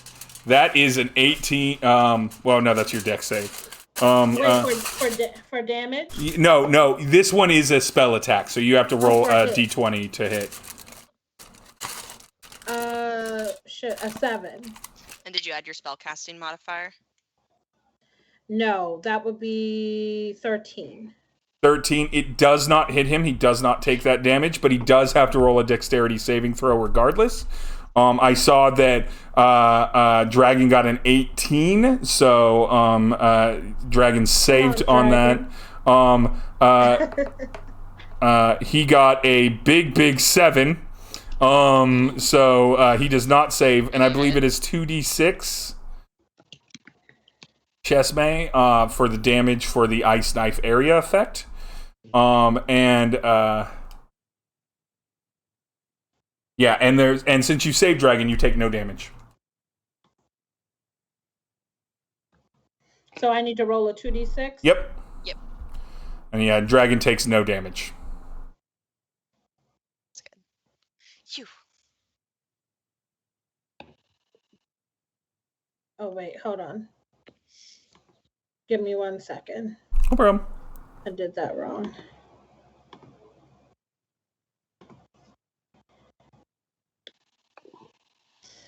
Oh, there 7 again. What is this? I'm playing craps. So he the knife missed him and he dodged out of the way, but he wasn't prepared for it to explode. And as it explodes and the shards hit him in the back of the head, his body blocking their path to Dragon, so Dragon doesn't have to worry about any of that damage. As you just like move off to the side a little bit. The Dwergar looks over to the other Dragonborn that he's been ignoring most of this time, and is like, "Why would you? Ow!" And then he shrinks back down and crumples onto the ground dead. And Chesmee has killed 7. He had 6 hit points. 7 was enough to kill him. He is down and dead in the ground. The Dwergar has been defeated. Which is it's real lucky he wasn't able to hurt you before or after he got large. I move away the terrible things on the thing. All the fun that's been happening. I'll leave the butt. But This is a flower. Well, that's because it's a flower. What butt are you talking about? Nonetheless, with their bodies dead on the floor, the Dwergar shrunk back down to the size of a dwarf, and the bandit dead lying there.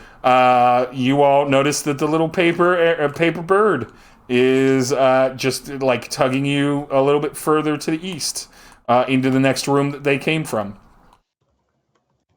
should we check their bodies for things? I'm not even gonna ask. I'm just going to do it. Yeah, I feel like Frond would just start immediately rifling Frond through. just immediately descends upon the bodies. Roll 2d6 for me, Frond.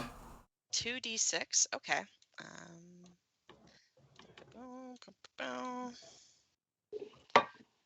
7. Frond, you find 7 gold pieces. Oh, nice. Money.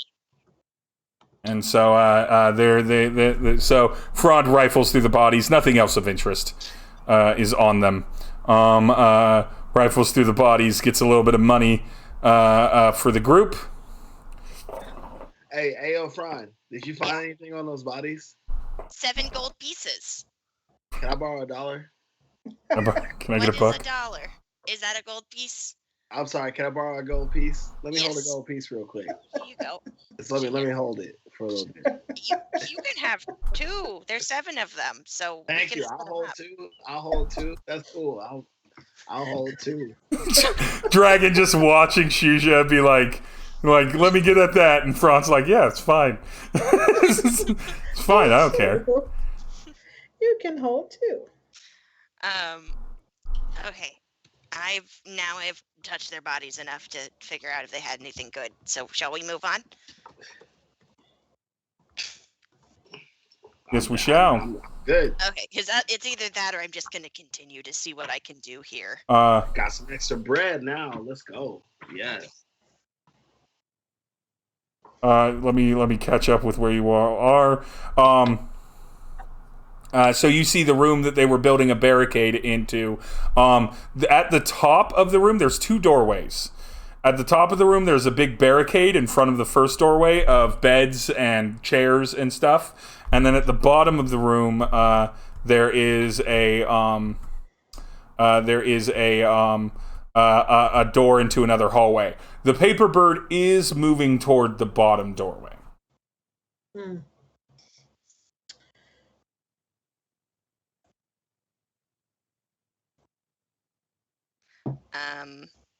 Your call on which way you go.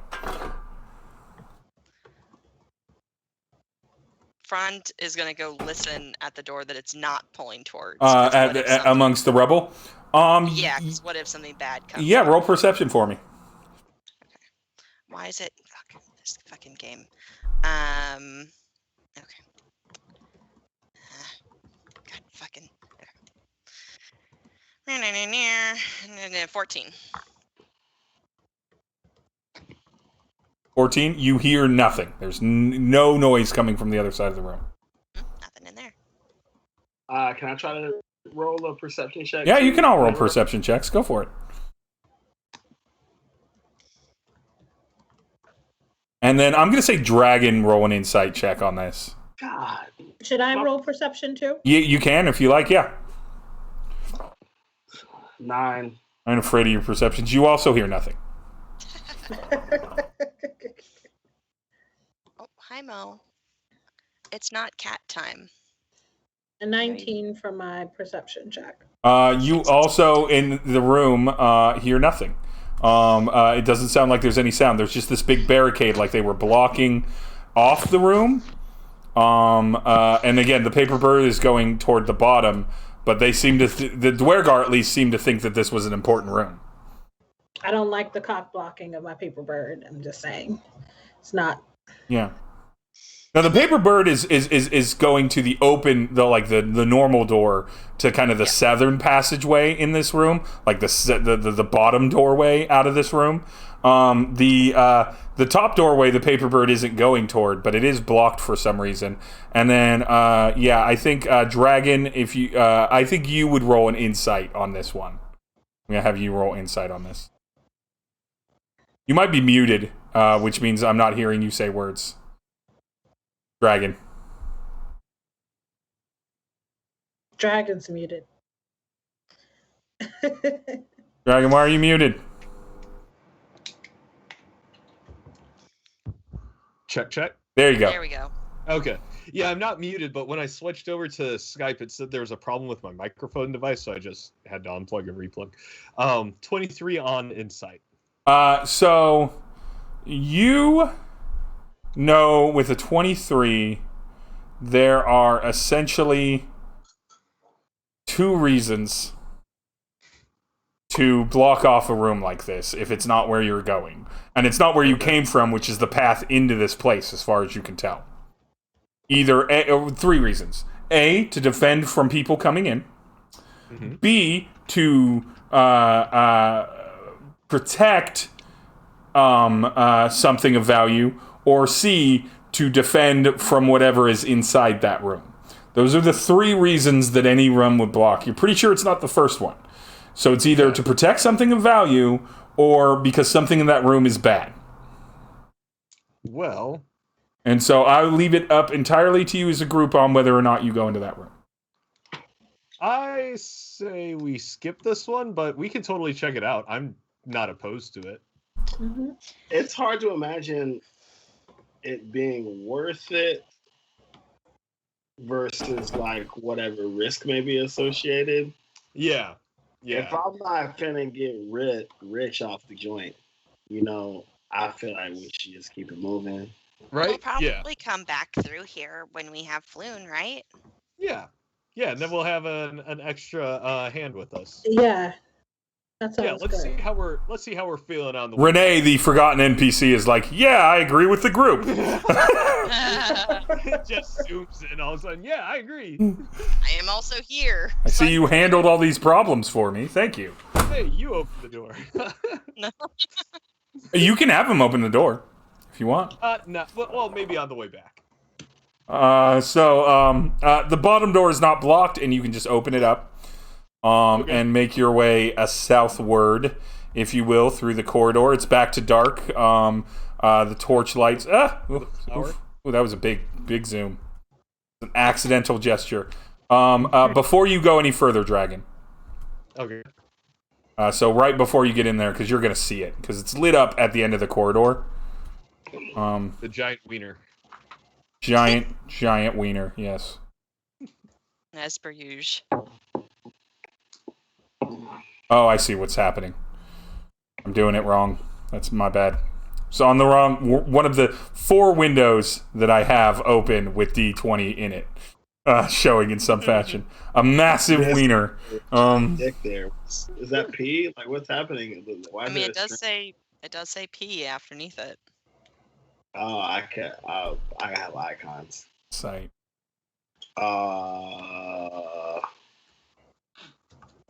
All right, after your beautiful artist rendering there, I'll update it so that... Ooh, I really got to go down. Let's see if we can get down there. This is a lot of menu management. There we go. There. Who's fucking drawing pubes? Anyway.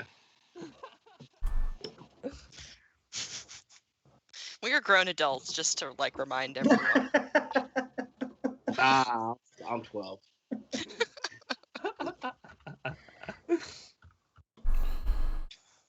Hold on. I'm having some weird problems with Roll20 and my scroll wheels. Oh, god damn it.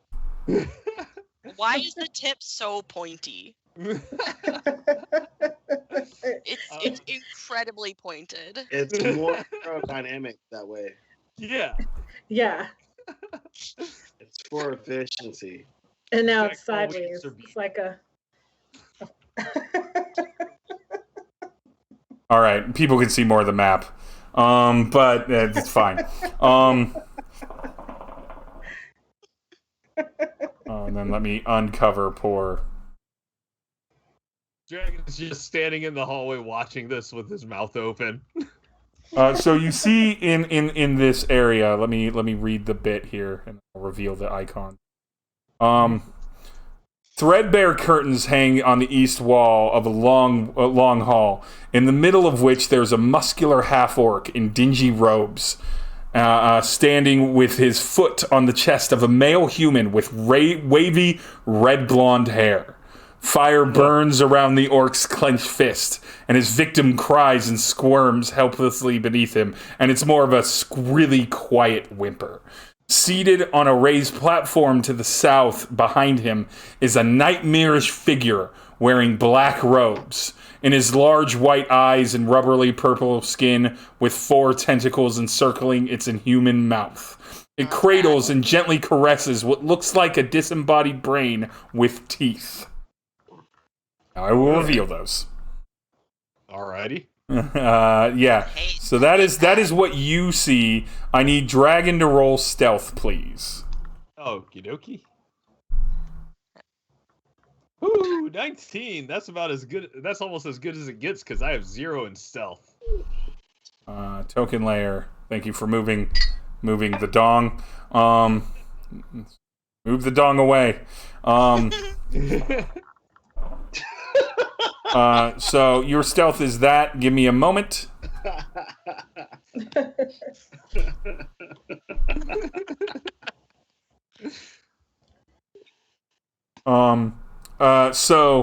Let me see if this character sees you with a 19. It's going to be a lot.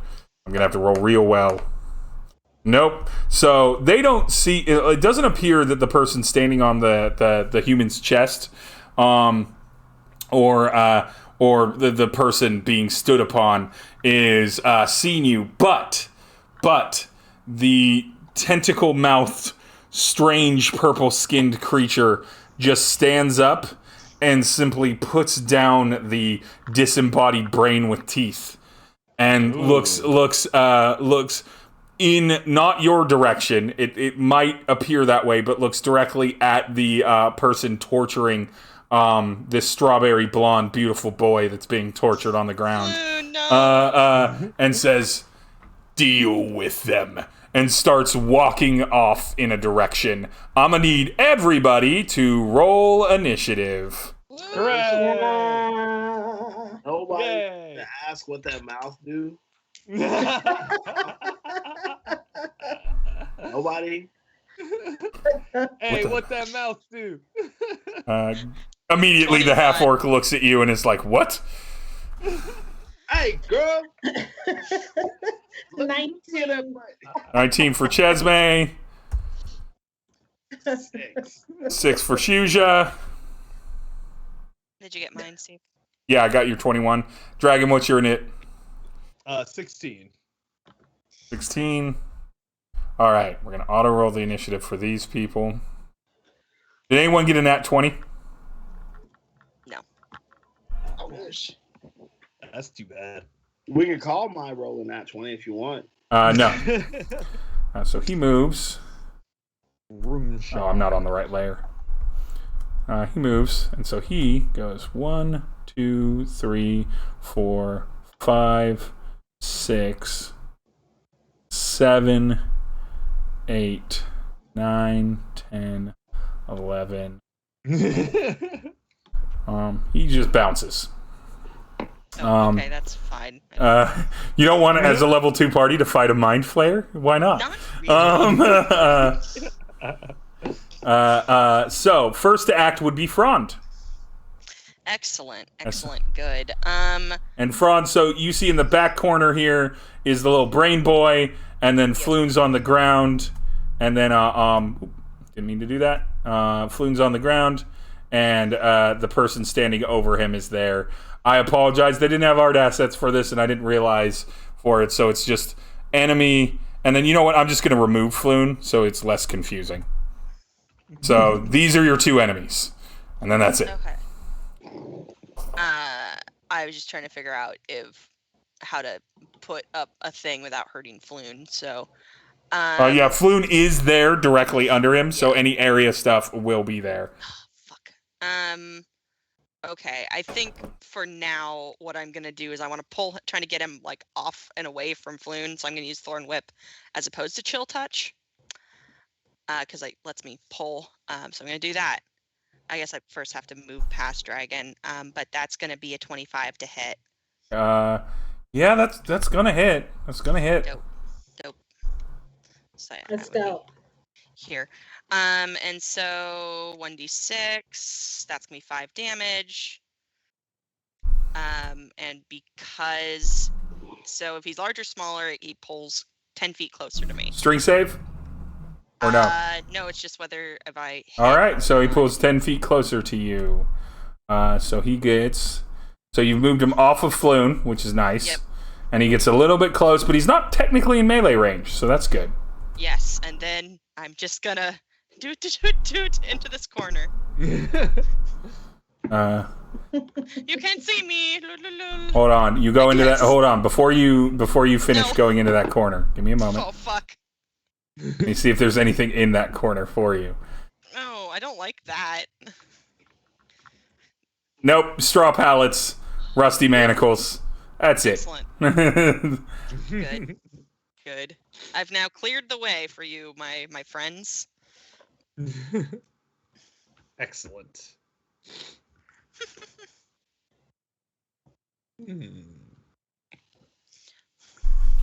Next in round would be this little boy. Yeah. The little brain dog. Brain dog. You see tiny little like legs expand out from the brain like a crab, and it starts like creeping its way in your direction.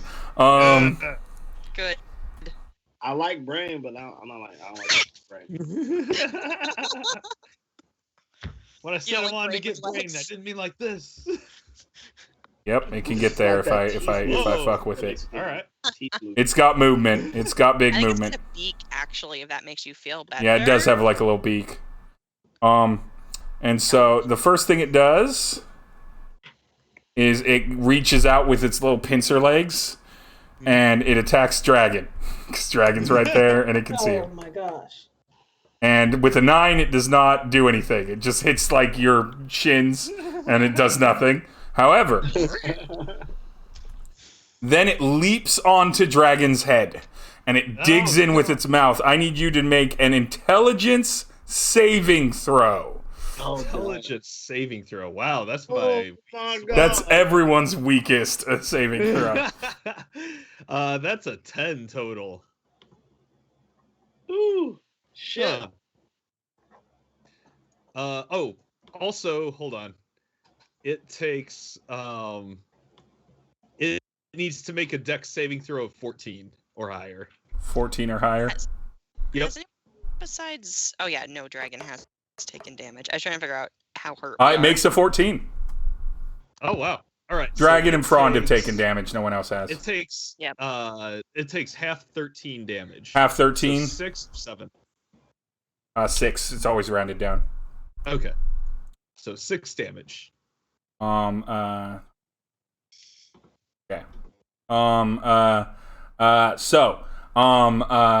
Now you said you got a 10 on your intelligence saving throw. Yeah. How many hit points does Dragon have? 12. Dragon. I'll roll it. I like rolling. Dragon. Frond, you watch Dragon just drop to the ground. It starts digging in on you. I don't have to do its follow-up thing. And it starts gnawing into Dragon's skull, and there's a slurping noise that's beginning to happen. But it's trying to dig in and wiggle into that. That's Dragon's turn, or that's not Dragon's turn. This is now Chesmee. Chesmee. Oh, You've seen this shit happen. You've seen it happen. It's not good.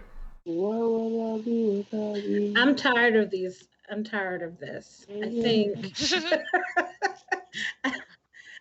But I'm actually not in a great position. I'm going to say that, like I've been doing in general, that you were all kind of like roughly following Together. closely behind Dragon.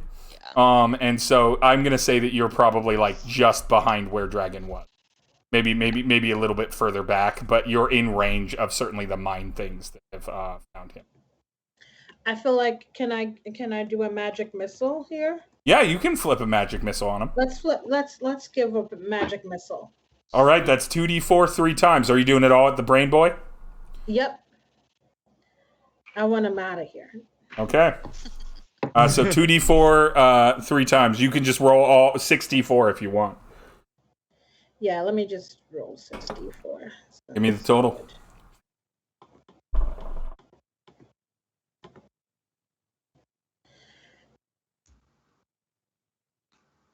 18. Nice. Ooh, baby. So that absolutely hurts it. It sort of screams. It's not really a scream. It's more of like a gargling noise. But it has not detached from Dragon's head yet. It is still alive with all that damage. Gross.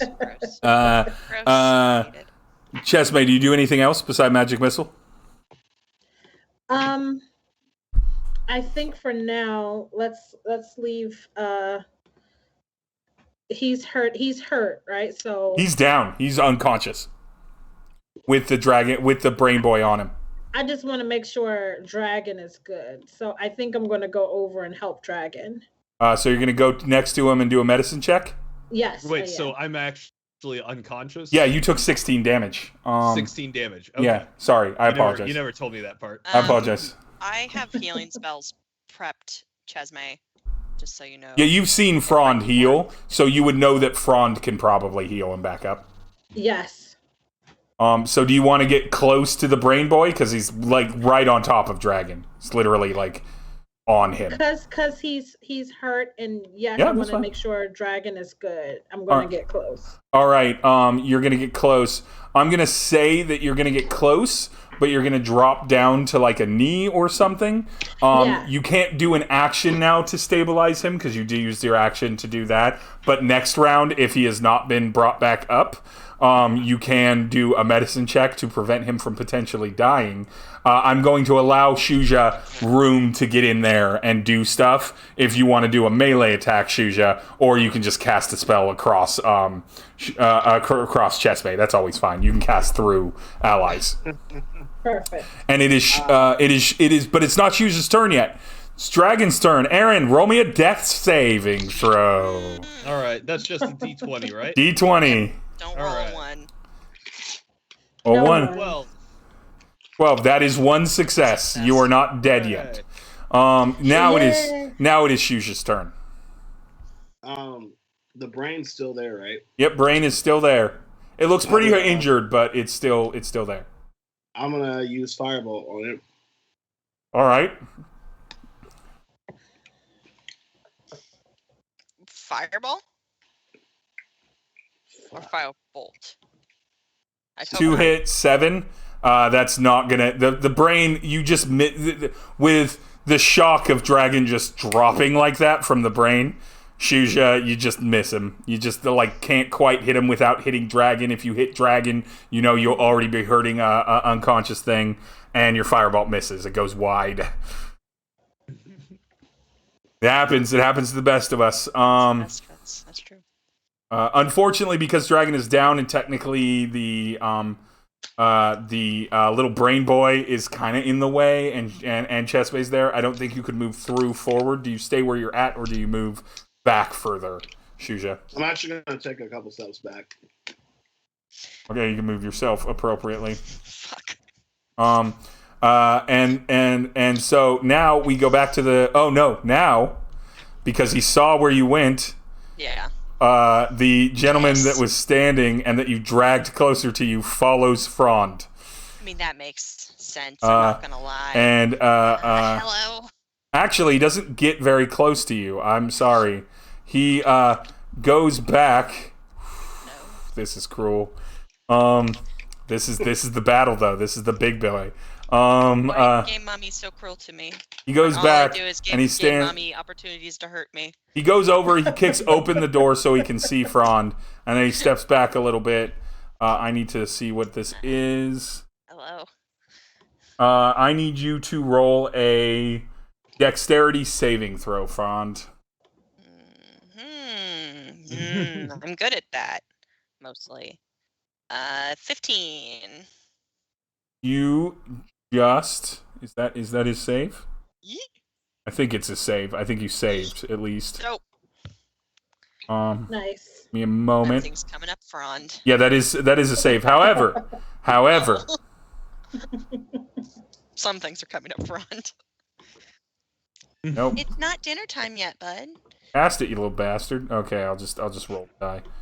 I'm talking to a cat, by the way, not a child. I just want everyone to know. I'm not denying my child dinner. I'm denying my fat cat late nights. Fire hour. explodes out of this person's hand. You manage to dodge back and dip back, but it does still do, I've already halved it, 6 damage to you. Ouchie bouchies. Burning hands, baby. A cone of fire kind of fills the room, but you manage to get out of its way.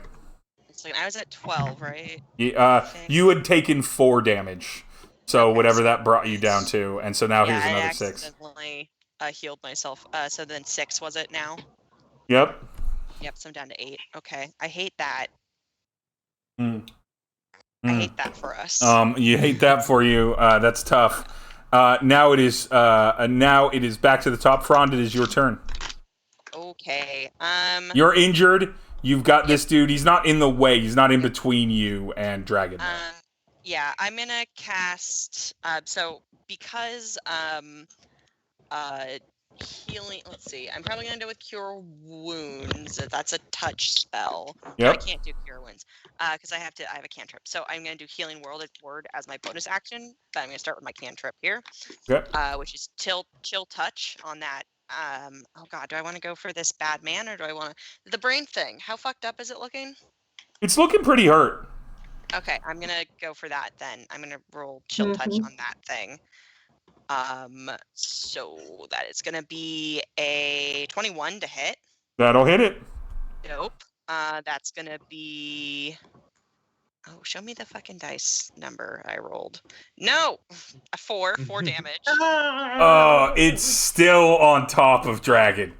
I hate that. Well, it can't regain hit points to start my next turn. Yep. It's not undead, is it? No.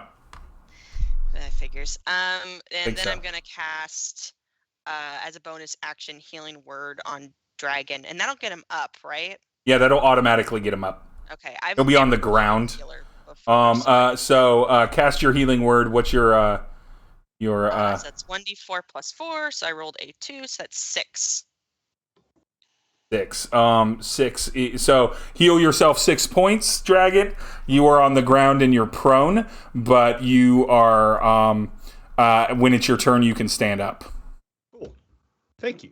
Unfortunately, you are on the ground and you are prone, which means I have advantage on melee attacks against you. So because Frond couldn't quite finish off the little brain boy, he's on you. He notices you still have life. He can feel the thoughts coming back to your mind, and he's very upset about that, and so he's going to attack you with advantage. All right. Piss. First one was a 9. That 9 does not damage? hit my armor class. Oh, thank God. Second one is a 14. All right, so that one hits, but as a reaction, I'm casting Shield. Then it does not hit. Yep. Yep. Thank So God. Shield gives me a +5 bonus to AC temporarily until the start of my next turn. Also, because I cast a first level spell, I'm using Tempestuous Magic to fly away 10 feet away. Woo! Regardless, that's a good thing, and you don't take an attack of opportunity on it. However, you still need to make another intelligence saving throw. Yeah, All right, it's still hold like on. on your brain. Well, it's not technically on him, mechanically. I just put it there to be fun. Oh, okay. All right. So, quick question for Wrath of the Storm. The condition is when a creature that you can within 5 feet that you can see hits you with an attack. So he attacked me. Is Wrath of the Storm a reaction? Yes. You already use shield as your reaction. Oh, right. Okay. Yeah. So that negates that gentle, like, that question of rules that absolutely would come up. That's a 6. Right. Yeah. All right. Roll damage. Yeah. 12 damage. No, it's 9, but it's not damage this time because he didn't hit you. Okay. What's your int score? Int score is 8. It is over 9. So it does do. If the total equals or exceeds the intelligence score, the score is reduced to 0. Target is stunned until it regains at least 1 point of intelligence. So you're not down like if a strength or dex would have gone. That's mind flayer shit. For these intellect of ours, you're just stunned for a round. So you don't get to go next round, like on your turn, but you're fine. And on a long rest, your in-store comes back. Okay, cool. And then, so that is it for that. Chesmee, it is your go. Okay, so wait. Dragon is okay. Yeah, Dragon's okay. He looks a little roughed up. He's standing. He's a little like dazed, but otherwise he's fine. And the little brain boy is no longer on him anymore. It's just like standing there in the center where he was. Okay, so I think at this point, I feel like I need to move a little bit further back out because I'm super close in the middle here, and I'm a little worried. So can I move myself a little closer or a little farther out? Sorry. Yeah, you can. Hold on. Drag yourself back. I mean, you have 30 feet of movement. You can move all 30 out. You can move some of it and then still stay in pretty good range for both of these. I don't want to be near... Wait. I want to move myself over near... Can I move here? Where is... that's off the map. The little, like, dark brown areas are just empty space behind walls. Okay. So you can't move there. You can, honestly, right now, you can either move behind Shujaa down the corridor a bit, or you can move across because the Intellect Devourer is a small creature, but it will get an attack of opportunity. And if you move out of the threat range of the half-orc that's in the middle here, you will get an attack of opportunity from him too. They'll be able to take their reactions to like try and get you. And so going behind Shujaa, you won't get any of that. Going across them, they'll both get swings at you. How's that where I am now? Where you are now is fine, but it will enable 2 attacks of opportunity on you. Which means I get to basically attach you with each of the people because you crossed past them, and they have a threat range of all of the squares around them. So it's your call. Let me move back this way. All right, I want to move back. Yeah, that's fine. That's 100% fine. Okay, let's do that.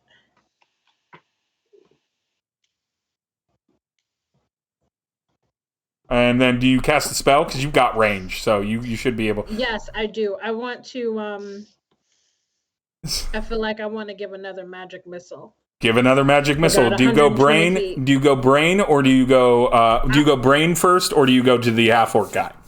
I'm going to brain first, because he's got... Okay, just do one magic missile at the brain, and then the other 2 will go to the other guy, because the Intellect Devourer cannot possibly survive one magic missile.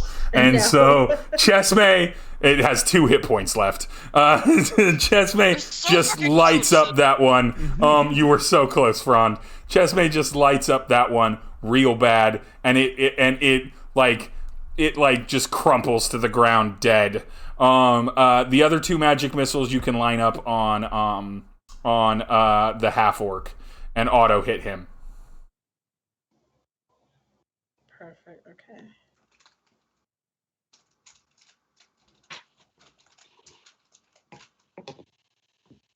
5 damage. 5, yes. This many. All right. And then he's still standing. He's still standing.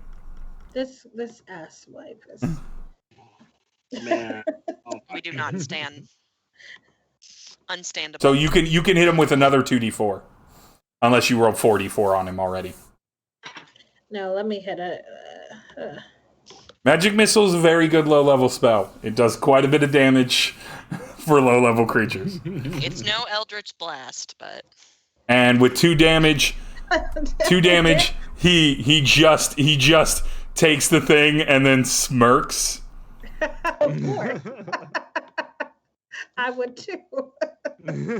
Even I can take that. Come on. And smirks. And he's like, no, other casters. I'm going to get one more go. Chesmee, that's the end of your turn. Dragon, you're stunned this round, which means you can't do anything. You just sit there, like a bump on a log with your 6 hit points. And then Shujaa, it is your go. I'm gonna try firebolt on this one remaining boy. Yes. So 24 to hit. That hits.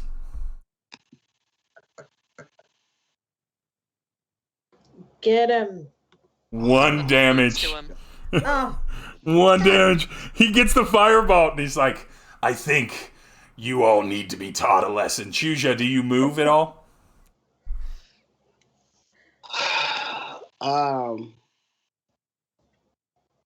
I want to move back and over behind this wall a little bit. So that's it. No, when Shujaa moves, you move? I'm out. I'm in the middle. That's fine. Shujaa, did you accidentally move? I moved Chesmee. Chesmee. Yeah. So I'm gonna. Sorry. You're not even one of our 2 dragons. So I'm gonna move into the sewer water. Oh, you're gonna move into the sewer water. Very good. Very good. I feel like it's worth being out of sight of this guy. That might have just definitely saved you a little bit. Chesmee. Hi, bud. I need you, since you killed the brain and everything, to do a... Well, actually, would he go Chesmee or would he go Frond? Probably me, since he now knows I'm a healer. Yeah, he knows you're a healer. He's going after Frond again. Frond, please roll me another... Is there a way I can angle this so that he gets more than just... No, you're all spread out so well at this. Frond, give me another dexterity saving throw, please. Okay. Whoa, why is my dex... I swear to God my dexterity was +3, but I guess it's +4. 18. Okay, you're going to take half damage again. Yeah, eat my whole ass. Um, I don't know. That's one of my go-to responses. Anyway, I'm sorry. How much damage do I do? 4 more damage. 4. Okay. Thank you. And then because Dragon is stunned... Oh, I thought you were going to say because I said eat my whole ass. But... Oh, I might as well move this guy out because he's gone. Been enough rounds. Because Dragon is stunned and nobody's near him, he goes 1, 2, 3, 4, 5, 6, and he starts running off. Oh no. And Dragon can't do an attack of opportunity. We are back at the top of the round. Frond, he just hit you with some more fire, but you're not down yet, and you just saw him run off. What a fucker.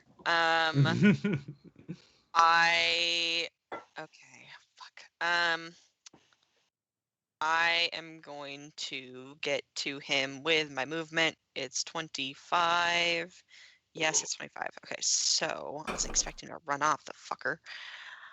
Okay, 5. And I can go through friendlies, right? Because I'm a halfling. Yeah, you can go through friendlies. Everyone can always go through friendlies. 15. No, because you're a halfling and you're small, you can get through enemies with a disadvantaged opportunity attack.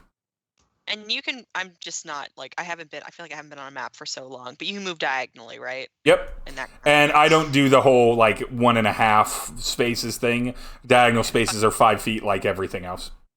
So I'm gonna first do my action of Chill Touch. I'm gonna roll to hit. That's gonna be a 17 to hit. That will hit. Okay, and cast 1d8 here. You are That's so gonna be 6 close. damage. Frond, how do you yes. kill this? What does it look like when you kill this coward? Or do you kill him? You could also do a non-lethal damage. Yeah, I kind of want to know what this guy knows. So she's just like, I think it's time for you to take a little nap. And the chill touch, skeletal hand just like squeezes on that little, like a point of, the point of the neck, what makes you go sleep. All right. Vulcan neck pinch. Yes, drops down with the skeletal hand. He drops down unconscious, and with Dragon with 6 hit points, unable to speak because your intelligence score. I'm just going to mechanically do this so that you can function. Too stupid to speak. You have a 1 intelligence score, which means you have no concept of how language works. You don't know how to speak. You are comfortable with your allies. You recognize you're not in danger anymore. And you remember them as allies. That's your wisdom. But you have no ability to access language right now. How slowly is this stuff coming back to me? You need a long rest, my friend. Can I use speak with animals if I had to? Yeah, you could, in theory. But with Frond having knocked unconscious, with Chesmee and Shujaa having remained comfortably back and away from the danger. Away from the danger. Just like all fucked up. Bronze all singed and burnt and smoky. Dragon can't talk anymore and went down.